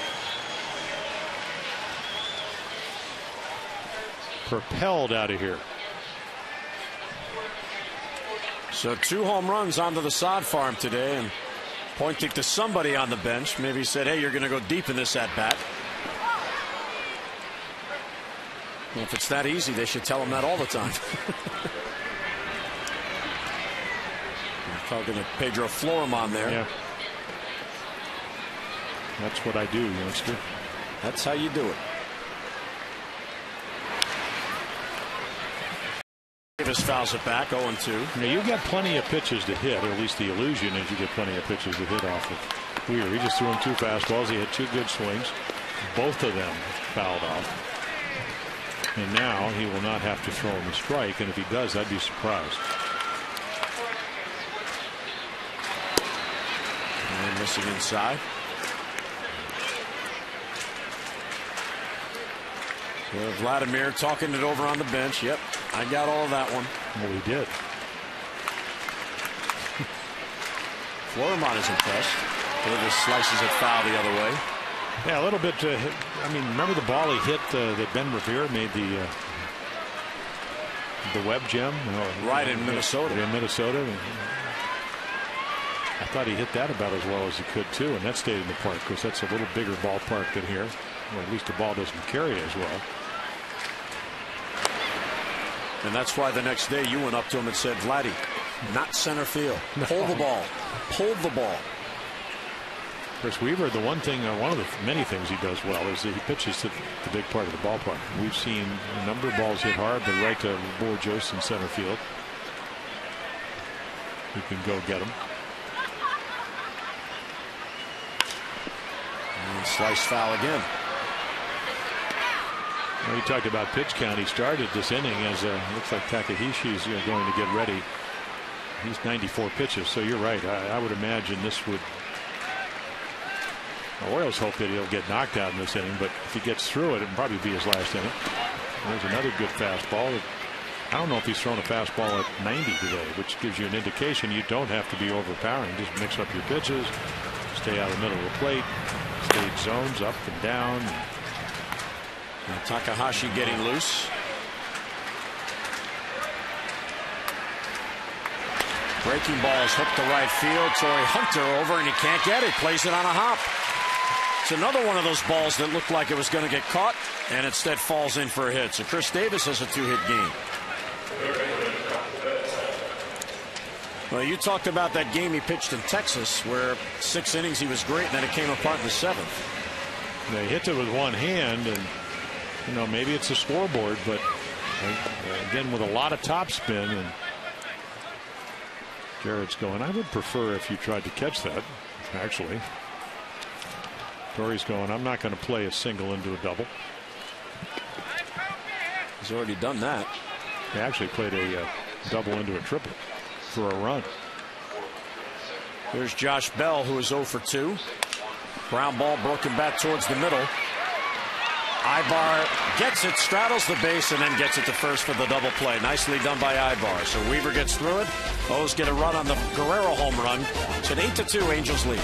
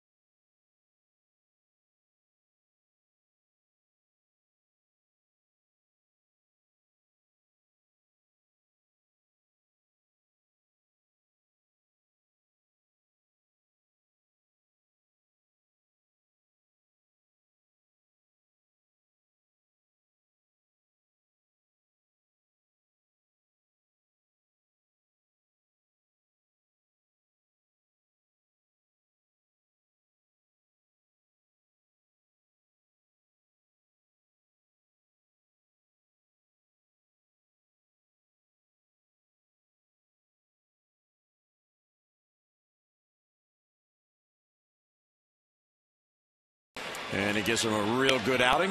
Hugs for his catcher, and pitching change for the Orioles here. Jason Birkin comes on in the 7th. Yeah, again, kind of, up and down the minor leagues. Physical problems, forearm problems this year. Labrum tear last year after having a great first half. So the velocity is back. The consistency, and of course, that's what he talks about. Striving for that.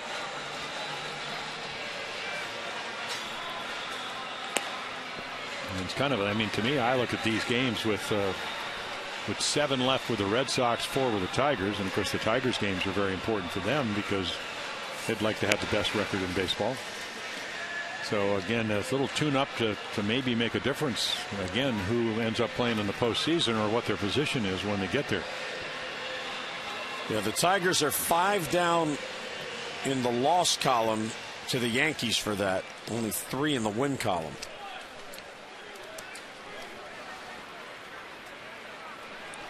And Tampa Bay is now going to, as you mentioned, going to go play New York for at least 6 or 7 games. So with their pitching, the Yankees hit it well as anybody. That's no sure thing that the Yankees going to win. Even though A-Rod came back at a 3-run home run yesterday up in Toronto. Yeah, they came back from a big deficit. And Mariano Rivera with tying Trevor Hoffman. Yeah, so congratulations to him. 601 saves. Strike 1 to Torrey Hunter as Birkin went right at him. Hunter, Trumbo, Callaspo for the Angels in the 7th.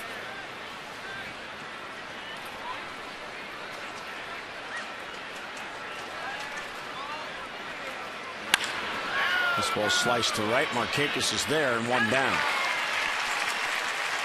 Time for our Hankook Tires game flow, sponsored by Hankook Tires. Be one with it, Hankook Tires. Well, the flow of this game for the Orioles, it's all about Guerrero. He has both RBIs. But that means the flow of the game is all about JERED Weaver. He's held everybody else in check. Outstanding outing today for Weaver. Well, AYBAR, ERICK AYBAR has forged a way for them today, along with Vernon Wells. Anytime you can hit multiple home runs, and we saw that last night where J.J. Hardy with a 2-run shot in the first, and then Mark Reynolds with a 3-run shot. That gets you on your way. And then, of course, JERED Weaver just does what he does, which is pitch well.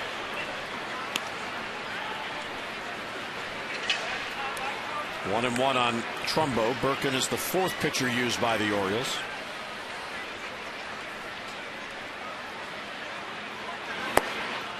And it's down and away, ball 2.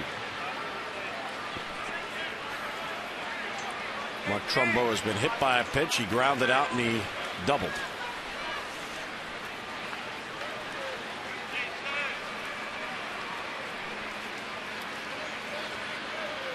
Outside, ball 3. You better make a good pitch with your fastball, or the big guy is going to have a big swing. 25-year-old native of Anaheim, playing for the hometown team. Loop to right field, down the line. Markakis won't be able to get to it. Trumbo's thinking 2. And Markakis fires in. And the slide. So Trumbo has a second double. And that's the way you're supposed to play the looping hit to right. It's a double. It's a double off the bat. And of course, Markakis, a terrific right fielder, knows that. All you can do is catch it, throw it to second accurately, which he does, and take your chances.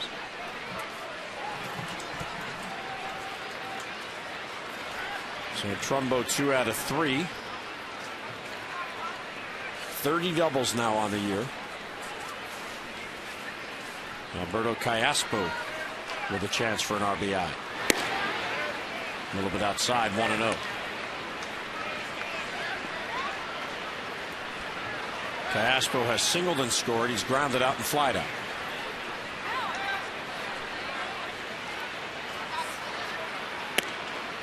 Ball 2. Yeah, another problem with majority of your bullpen when you have 12 out there is staying sharp. You do have a little side work and preparation for the game, but it's not like the regular season. We usually have about an 8-man bullpen. 7 usually. 7 to 8, depending on. You're right. The Orioles, for a good part of the year, went with a 3-man bench in the 8-man bullpen.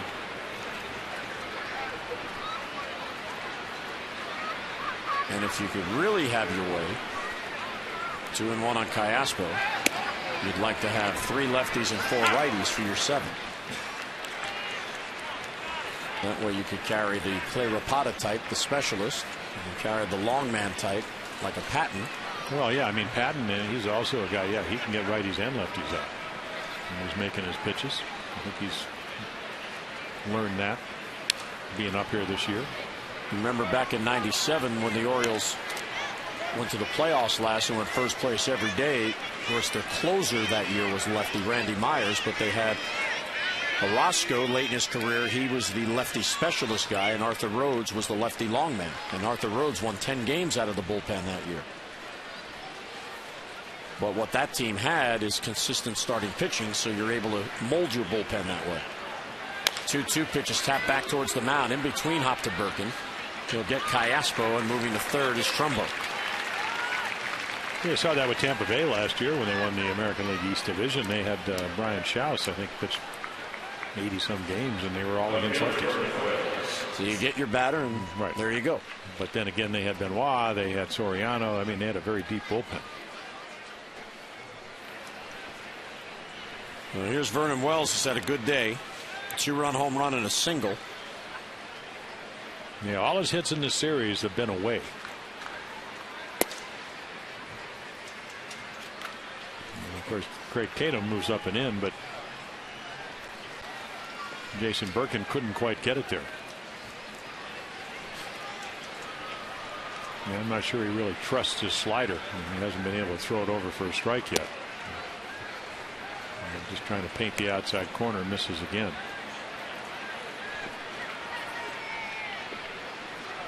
And he'll get a new baseball. He wants the baseball with the strikes in it.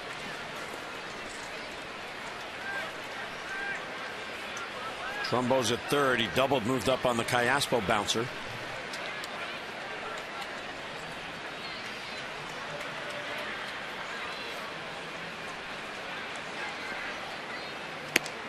.20 is high, ball 3. Vernon Wells, one of the 3 center fielders playing in the Angels outfield. Of course, he was the longtime center fielder with the Blue Jays. Torrey Hunter, the longtime center fielder with Minnesota and then with the Angels. So Wells in left and Hunter in right, with BOURJOS, who's on deck in center. And they're going to have to try to figure out a way. How do they get regular at-bats for Mike Trout next year if he's on the team? Is it's one outfielder too many, or do they just keep rotating as Mike Scioscia's been trying to do by the DH? Center field, Angle is there, and he's got it for the out. So one out, double, a man left. 7th inning stretch brought to you by Jack Daniel's Tennessee Honey. Fly straight, drink responsibly.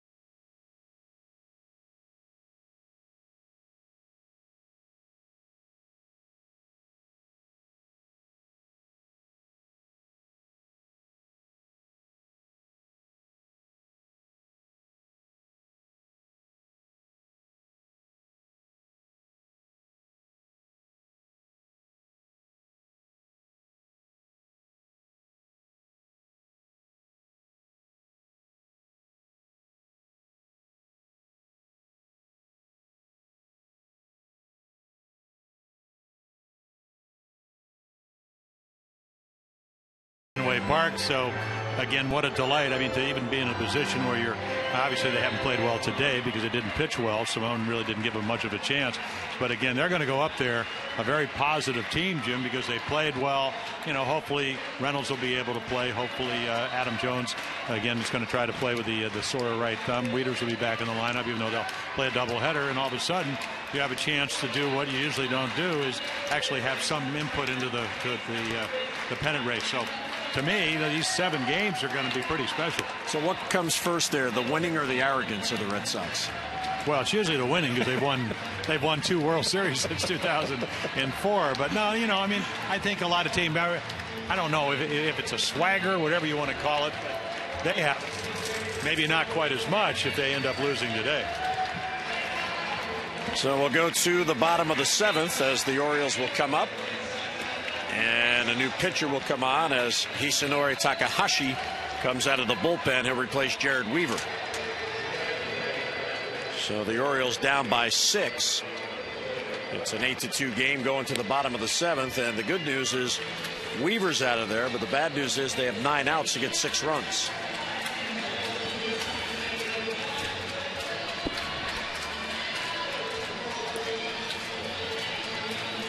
And the translator talking to Laz Diaz, of course, about the warning that's been issued. And Laz Diaz wants to make sure that Takahashi understands that there is a warning and he can't deliberately hit somebody, or that means immediate ejection. Yeah, so not a lot of work this month after struggling. He had 9 innings, 9 earned runs in August. But again, scoreless in his first 6 2/3 innings. And he's just kind of telling them that you can't be drilling anybody. You're not a dentist. How does that translate into Japanese? No dentist. No dentist today. No drilling. So Weaver goes 6 innings. He allows just the 2 runs. And now his bullpen needs to get him 9 outs. Well, again, a finesse lamb. I mean, he's got a changeup. He's got good fastball command, 89 miles per hour. Orioles have seen him on a number of occasions. And you know, the ability when he's on his game to make good pitches, and it's pretty much what pitching's about at this level. Robert Andino will lead off for the Orioles and take a strike. And then he's got the little hesitation. We talked about Danny Herron on Friday night, kind of that little pause to get everything to go. Again, it's part of the deception. Get balance right there. Center field playable for BOURJOS. And Andino's retired and one away in the 7th inning. Visit the official online shop of the Orioles. Just go to Orioles.com. It's the largest online selection. Official caps, t-shirts, jerseys, collectibles, and more. And get ready for the fall with the latest sweatshirts and the outerwear for the entire family. You can shop 24 hours a day, 7 days a week. Just get online, the Orioles.com shop.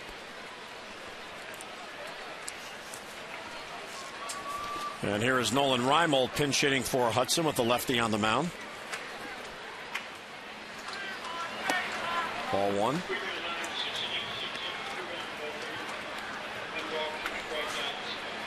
Kyle was 0 for 1 with a sacrifice bunt.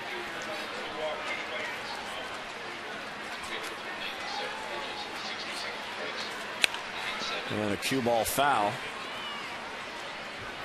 And it stays foul.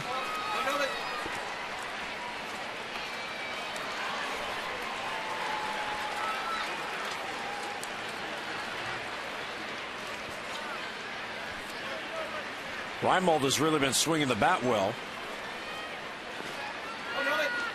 2 home runs and 3 RBIs on the homestand, and 7 hits, including 3 home runs in his last 8 games.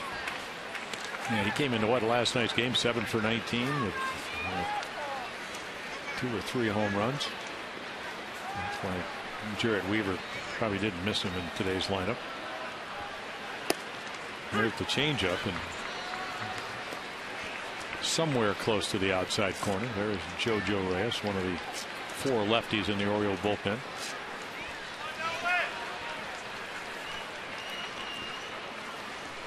2-2 on Reimold. And he got it with the changeup. And a good one. You know, last year with the Mets, 12 starts, 53 total games. So he does know how to pitch. Starting pitcher over in Japan. And right here again, if you can change speeds, you can stay out of the middle of the plate. I mean, that was the perfect changeup down and away.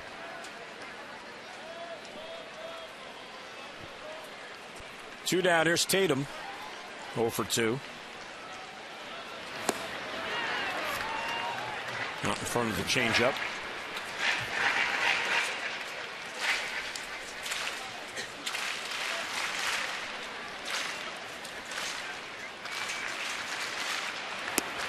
And that one's taken low, 1-1. Now, you don't see him mess around up in the zone unless he makes a mistake. Brian Mattis is paying attention to here. Again, that this is what he should be able to do right here, just to change speeds. And of course, we'll see Brian Monday night, second game of that doubleheader up in Boston, where he's pitched well in years past. Have to kind of qualify that. Been a difficult year. Certainly could change that. Buck Showalter before today's game, when he met with reporters, complimentary of the work that Brian's been putting in. And that's really all you can do. Try to improve and get better. You got to work at it. And he's been doing it. And then you get an opportunity and you take advantage. Seize it. Yep. 1-2 on Tatum. 2 outs and the base is empty. Strike 3 called. What a pitch. So Tatum down on strikes, and Takahashi has a very easy 3 up, 3 down inning. We'll head to the 8th. 8-2 Angels.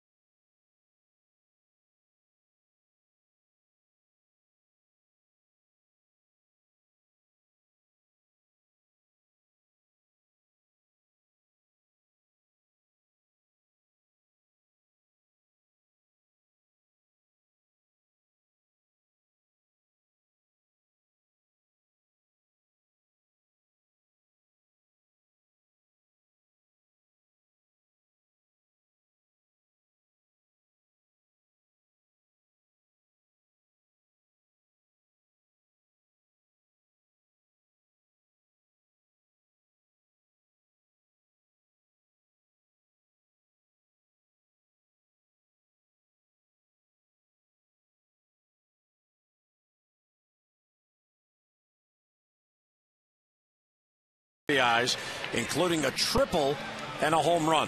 Text in your vote now and have your voice heard, A, B, or C, to 51862. So JoJo Reyes, starting pitcher, last 3 appearances have been out of the bullpen. Again, the starts 2 and 3 ERA, almost 7 runs a game. So you can see a pitch to contact type of guy. 170 hits, 136 and 2/3 innings. And it's been a while for me. He hasn't pitched since the makeup game September the 8th here against the Yankees. So he'll go to work on BOURJOS with Mathis due to follow, and then AYBAR. And there's a strike. BOURJOS is 0 for 3. He has popped foul to Tatum and grounded out to J.J. Hardy twice. And he's all over that high changeup that fouled it back.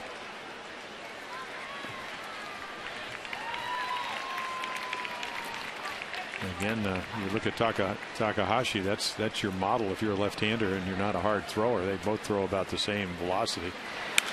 There's a cutter. He loves his cutter. And he rips it foul. And okay, now throw him a good changeup down and away and let him roll over.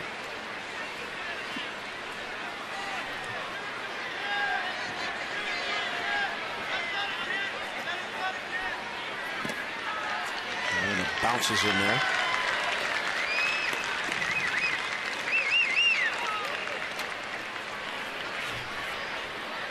Reyes, the 5th pitcher used by the Birds today.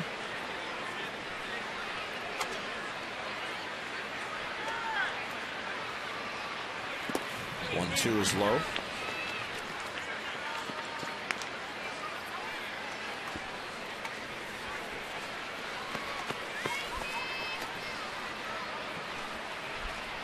The Angels have out-hit the Orioles 12-6. And they've also out-homered them 3-1. Yeah, well, that's the big difference. And the extra base hits and the home runs and the fact that Weaver pitched well and Simone didn't.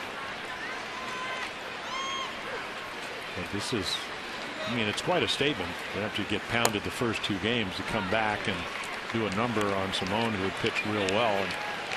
And it is a mark of a team that is used to winning, and that's what Mike Scioscia's teams do. So Reyes goes from 0-2 on BOURJOS to a walk and a leadoff runner in the Orioles' remaining schedule. They'll begin the 4-game series at Fenway Park tomorrow. Day-night doubleheader. The night games Tuesday and Wednesday. Then it's off to Detroit. A 4-game series at Comerica. Tigers have already clinched in the Central, but they're trying to catch the Yankees for the best record. And then the 3 games here at Camden Yards to finish up with Boston. Of course, the Red Sox are trying to hold on in the wild card. Tampa Bay with a 6-2 lead at Fenway in the 7th. If the Rays win, they're within 2 of the wild card with 10 days to go. And Tampa Bay has gone to the bullpen. That doesn't always mean indicative of that David Price is giving up runs.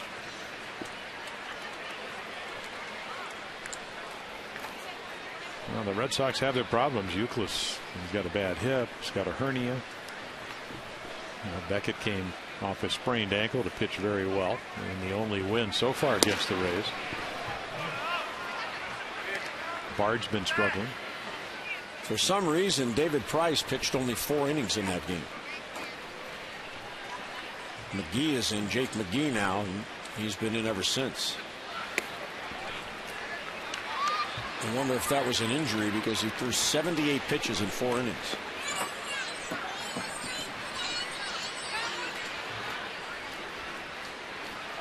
Wakefield went 5, and Atchison is now in.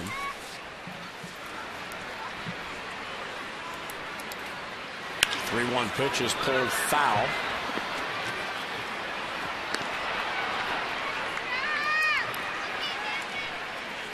So back-to-back full counts.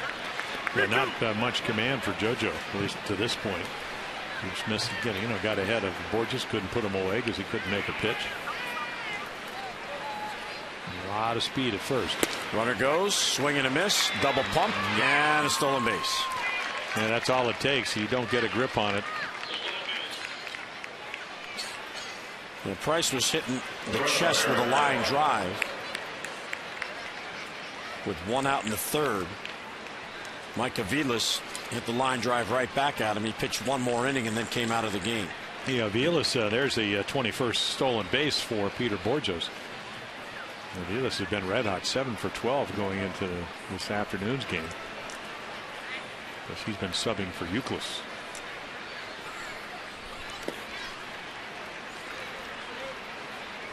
So that's a tough situation for Tampa for their sake, and for Price's sake, you hope he's okay. So he pitched one more inning, stayed in that third, pitched one more, and then they took him out. Here's ERICK AYBAR batting right-handed for the first time today. Ground ball towards third. That's a fair ball, and it goes down the line past Bell. BOURJOS will score, and AYBAR will get another run in. Well, that's a ball you got to catch. Well, not an easy play, and because he has to go to his right, you're playing somewhat in, you're even with the bag, maybe a step behind it. And you're right about catching. He just doesn't catch it. But again, AYBAR's got awfully good speed, so what, 3.5 steps? You're going to have to catch it, because when you don't, BOURJOS scores easily because he's coming towards third base. And so AYBAR picks up his second double. He's got 2 home runs. He's got a 4 RBI game. And it's 9-2 Angels in the 8th inning.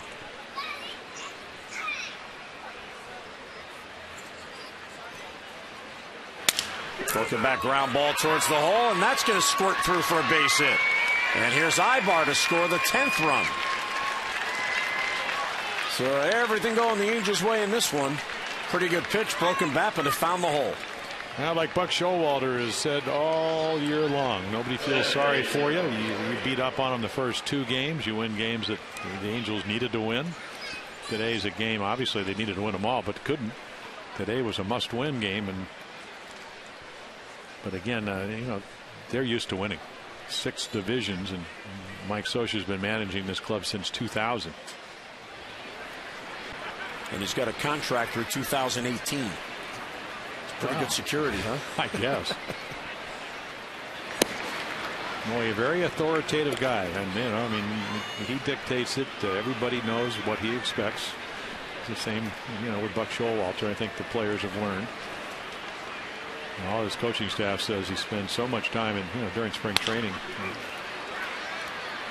You'll see him with the big team early in the morning, and then the afternoons, teaching their young players. So when you do get to play for the Angels, the continuity that the teams that I played on is there.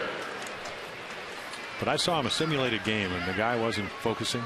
And I was talking to him behind the cage probably about 10, 11 years ago, and Mike said, "Hey, just a second," and walked around the cage, walked about halfway out, and he said, "Listen, you're not going to waste our time.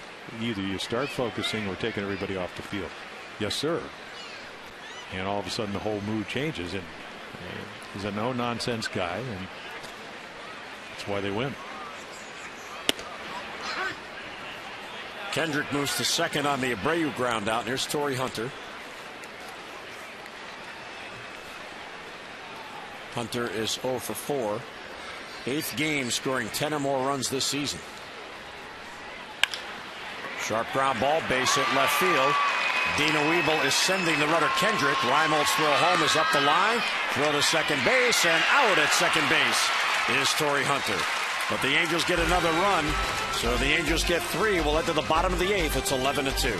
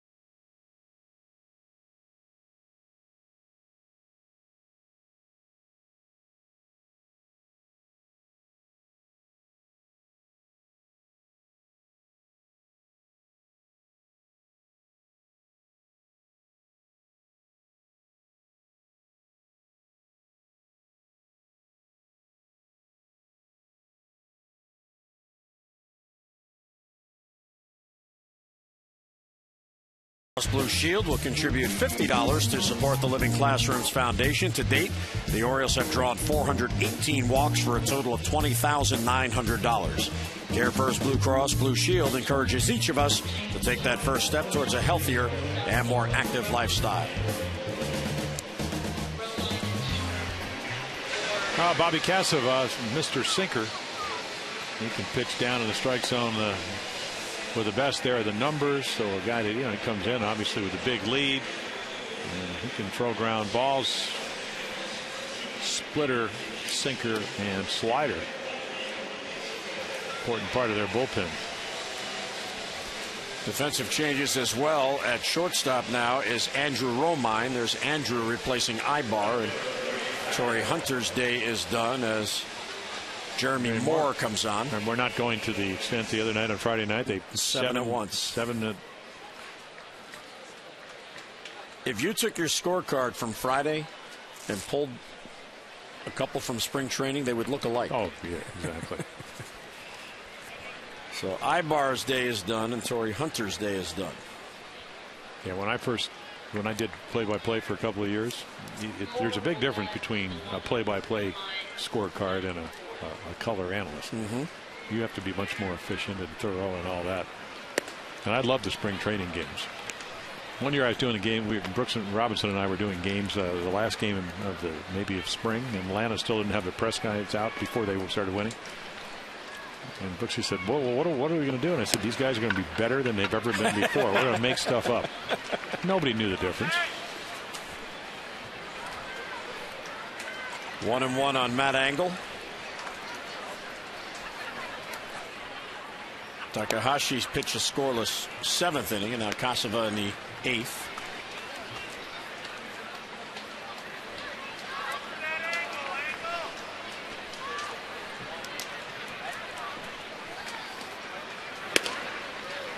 Because I watch Casava pitch, and he just sinks it, never throws the ball above the knees, and every time he comes in against the Orioles, everything's belt high, which is probably good for the O's, because they need base runners and need plenty of runs. And there's a walk, so Matt Engel is on with a leadoff walk as the Orioles try to get back in it. This copyrighted telecast presented by authority of the Orioles and may not be reproduced or retransmitted in any form, and the accounts and descriptions of this game may not be disseminated without the express written consent of the Orioles. Jeremy Accardo is getting loose to come on and work in the 9th inning. Pedro Florimond's going to pinch hit for J.J. Hardy. And it's outside.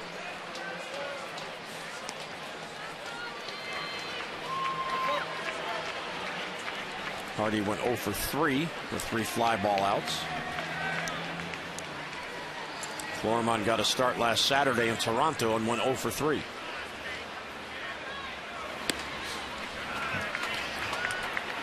Yeah, here comes Mathis. Mike Butcher, the pitching coach, is up on the rail. It's going to get his attention. The inability to throw strikes with a 9-run lead. You can't aim it, because if it was that easy, you'd already been throwing strikes. So pretty much throw it for the middle of the plate, try to figure out where your arm slot is, and take your chances. Let's hope that movement will have you get some outs. Inside corner called strike.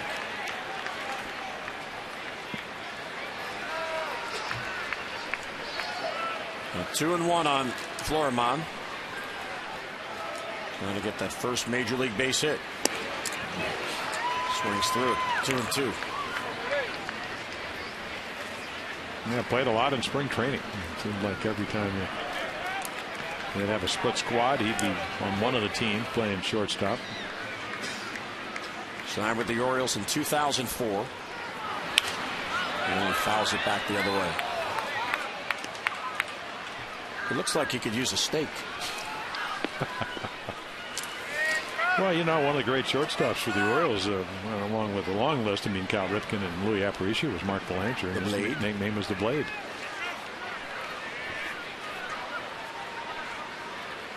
Two pitch, he's down on strikes. So Florimond is out 1 away. There's the movement inside the strike zone, and that's what Bobby Casava does when he's So again, it just keeps running away. Two-seamer, starts in the middle of the plate and just starts running to that outside corner. Looks like Jake Fox is going to pinch hit. It'll be in Markakis' spot. Nick was 2 out of 3 with a couple of singles. Orioles with a 7-man bench with the extra men. Well, double on Tuesday against the Rays to tie it up.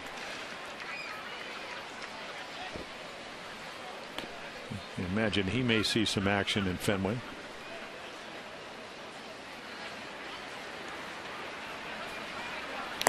Well, you would expect that Wieters will catch one of the two, so it'll depend on whether Buck Showalter gives Matt the day game or the night game. It's his choice because Matt was given today off. You might see Fox catch one of the games. And it's low.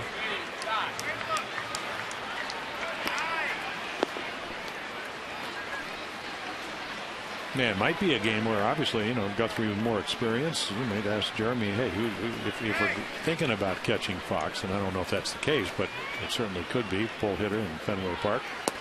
Who would you prefer catching it? Are you comfortable with Jake?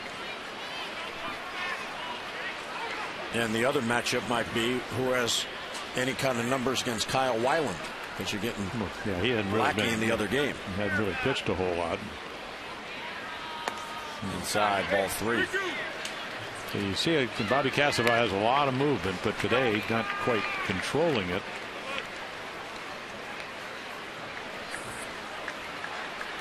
And Mike Butcher on the phone to the bullpen.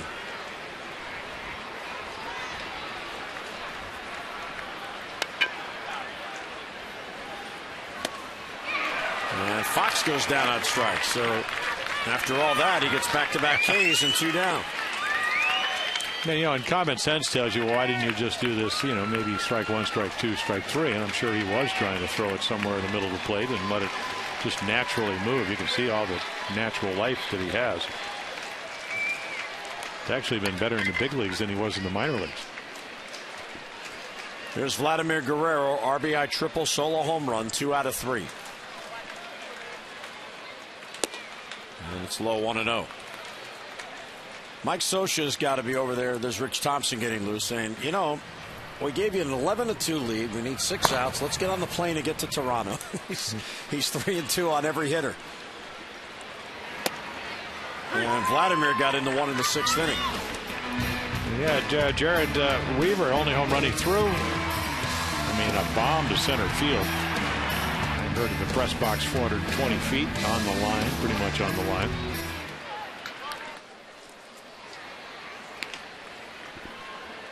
Ball 2 inside, 2-1 on him.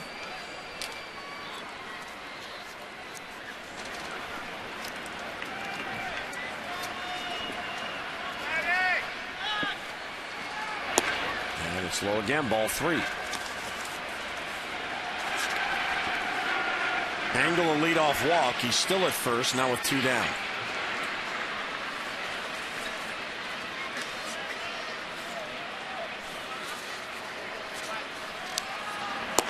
And there's another walk. So 2 walks in the inning.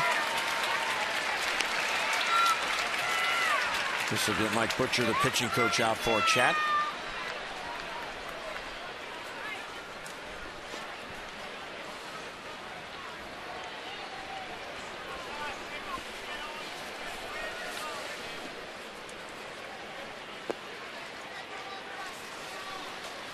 Yeah, he's kind of doing his Matt Albers impression when Matt was with us. Comes in with pretty good stuff and sometimes be lights out, other times all over the place. Talk about struggling. Matt Albers, 23 runs in his last 17 plus innings with the Red Sox. Karma. The Orioles would like to ever since get him back in the game. Ever since he screamed at the Oriole when he had a good outing, which is somewhat uncalled for. Here's Chris Davis, 2 on and 2 out. And it's outside, 1-0. Chris has had a good day. He's 2 out of 3. He's now got a 4-game hitting streak. And is 6 for his last 15. How about a long ball here to make it interesting? Well, certainly capable of doing that. Good cut. He fouled it back in the screen. Yeah, a lot of good swings today. Just again, Jared Weaver would get the ball just enough on the outside corner where he'd have a good swing, but couldn't quite get to it. Jim Plesley working very hard with these guys.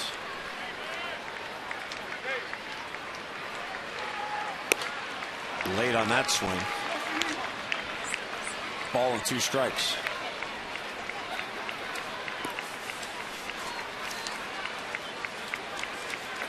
Adam Jones talking to Presley. You think he's driving him crazy yet?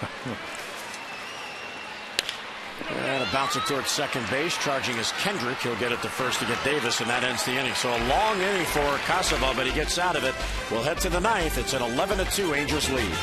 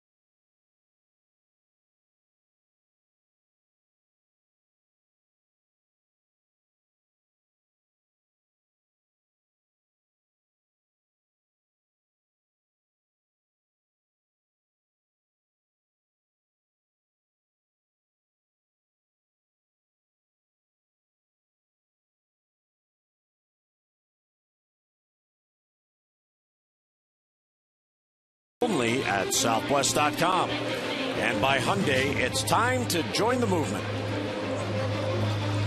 Utah Street. Yeah. All the folks having fun, and the new pitcher comes on, Jeremy Accardo. Yeah, I'm up with the Orioles early on, sent to Norfolk, where he actually pitched pretty well. Did give up an earned run inning in the 3rd on Monday against Tampa Bay. So good stuff. Sometimes not a real aggressive early on, and a lot of hitters counts. That's when he gets into trouble. Several defensive changes for the Orioles. Jake Fox stays in the game. He's in left field, and that moves Nolan Reimold from left field to right field. Pedro Florimon, who pinch hit for Hardy, stays in the game at shortstop. And Ryan Adams has also come into the game. He's now at second base. And here's Efren Navarro to pinch hit for Trumbo. Nice little year at AAA.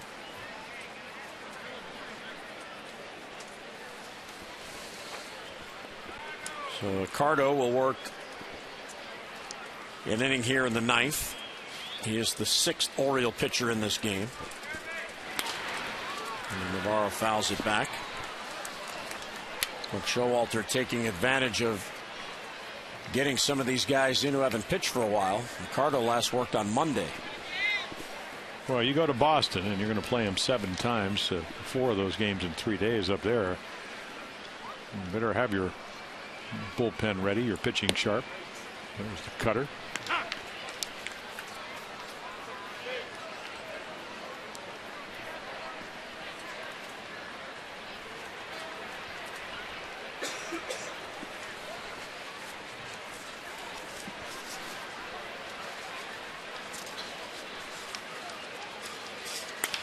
Bouncer towards the middle.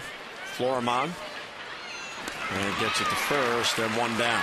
Here's an update on the AT&T Player of the Game voting, and so far Vladimir Guerrero getting that Hometown love, 86%. Vernon Wells, no support for Vernon Wells. Vladimir's got the big lead. Text in now, still time to vote, A, B, or C, to 51862. Tom and Rick have the results coming up on O's Extra Post Game.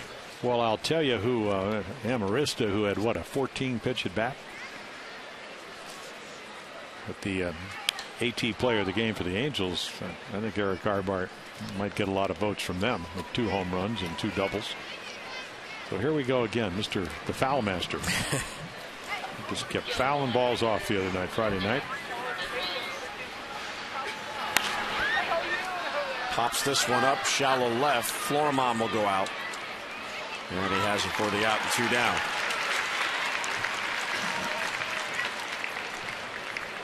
And because he has 10 men on his bench, Mike Scioscia is going to use it. Here comes Gil Velasquez, who'll get an at-bat, batting for Vernon Wells.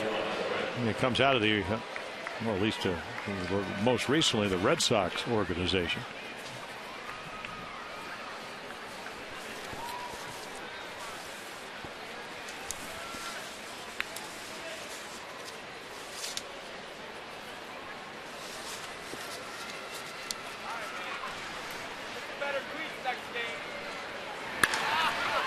Fly ball to right.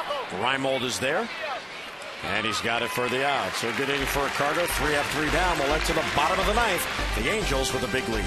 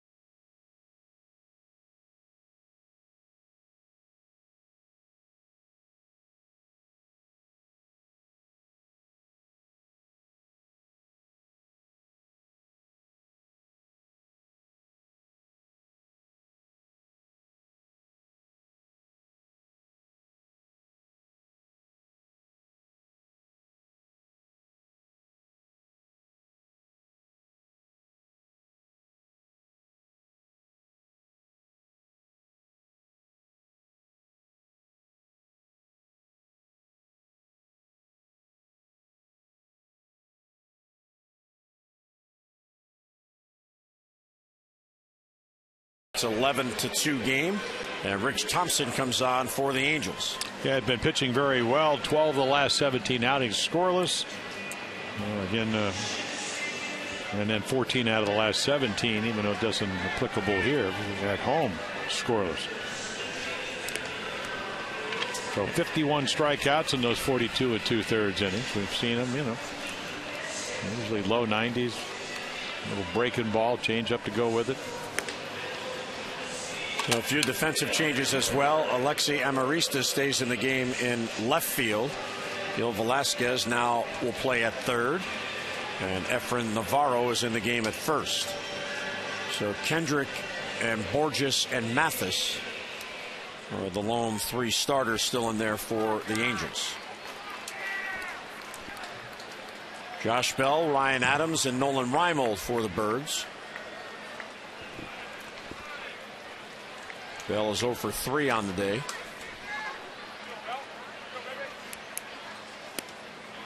And a swing and a miss, 0-1.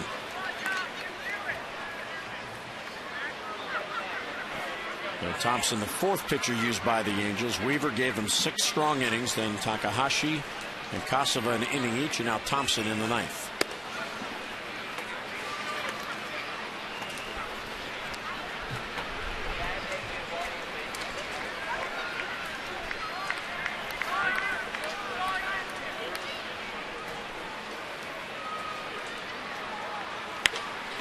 Foul out of play. Bell has 10 hits with the Orioles this year. All 10 have been singles.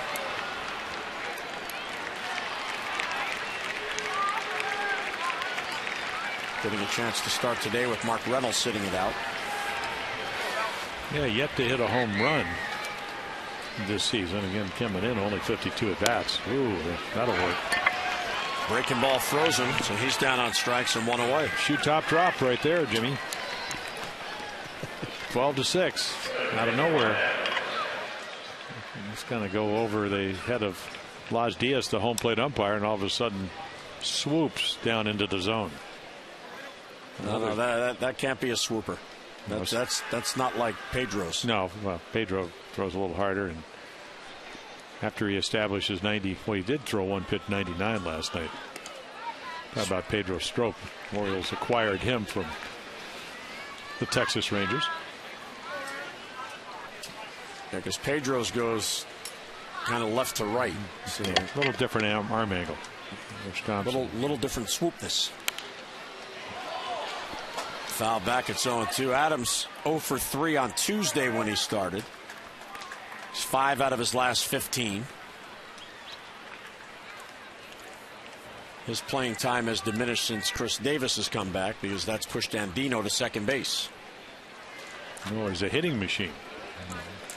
There's Pedro. Pedro has been perfect. Well, he's got the swoop. Well, he's got a lot of things. He got the swoop. You got it going. 0-2 on Adams. And you named it. I mean, you know, Hall of Fame. The swooper. The swooper. I think Pedro will enjoy that. That's right. We've come up with a lot of names. Well, winning gets you a little heady, you know. I mean, we get the bullpen whisperer, Scotty McGregor. He was out there. And the swooper. We got Pedro Strop with the swooper. 1-2 pitch and sharply to short. Romine's got the hop. And he gets it to first for the second out. Yeah, Romine, when he came in on Friday night, I'm saying, oh, okay, this looks like Mark Belanger, but he's not quite as tall. Another guy that's, of course, maybe not. Blade was Blade, so he was a little bit taller. I think Andrew's about 6'1", and Mark was 6'3". His brother's the catching prospect with the Yankees. His dad played in the big leagues, outfield with the Red Sox. Orioles down to the final out. Here's Reimold. Yeah, I can't wait to see. I was going through some of the Red Sox stuff. Ryan LaVarnway is a catcher out of Yale. Wow. Yeah. Well, Ivy Leaguer. Well, yeah, 290, 23 doubles, 32 home runs, 93 RBIs in 116 games, AA, AAA. You think he'll get in though? Well, he's in on the lineup. No, I mean, you think he'll play? Or maybe the doubleheader. They got Salta Lamantia, and they have Veritek. That Veritek guy? That guy. The captain. Only the captain. Reimold sharply to third. Velasquez has it. And he gets it across, and that'll do it. So the Angels salvage one game in this series. Now they'll hope for a Texas loss. Orioles complete a successful homestand, taking 2 of 3 from Tampa and then 2 of 3 from the Angels. Well, we hope you can join us again tomorrow. O's action all day long, a day-night doubleheader from Fenway Park. In Game 1, it'll be Jeremy Guthrie on the mound against Kyle Weiland. Coverage begins at 12:30 on MASN HD with O's Extra presented by Verizon Wireless, and then game coverage at 1 o'clock. Game 2, 7 p.m. tomorrow night. Brian Mattis against John Lackey with O's Extra at 6:30 on MASN HD. And now for Jim Palmer, our entire crew, Jim Hunter saying so long from Oriole Park. Angels win it 11-2. Today's telecast, a MASN presentation. Enjoy your Sunday, everybody. Tom and Rick, O's Extra comes your way next.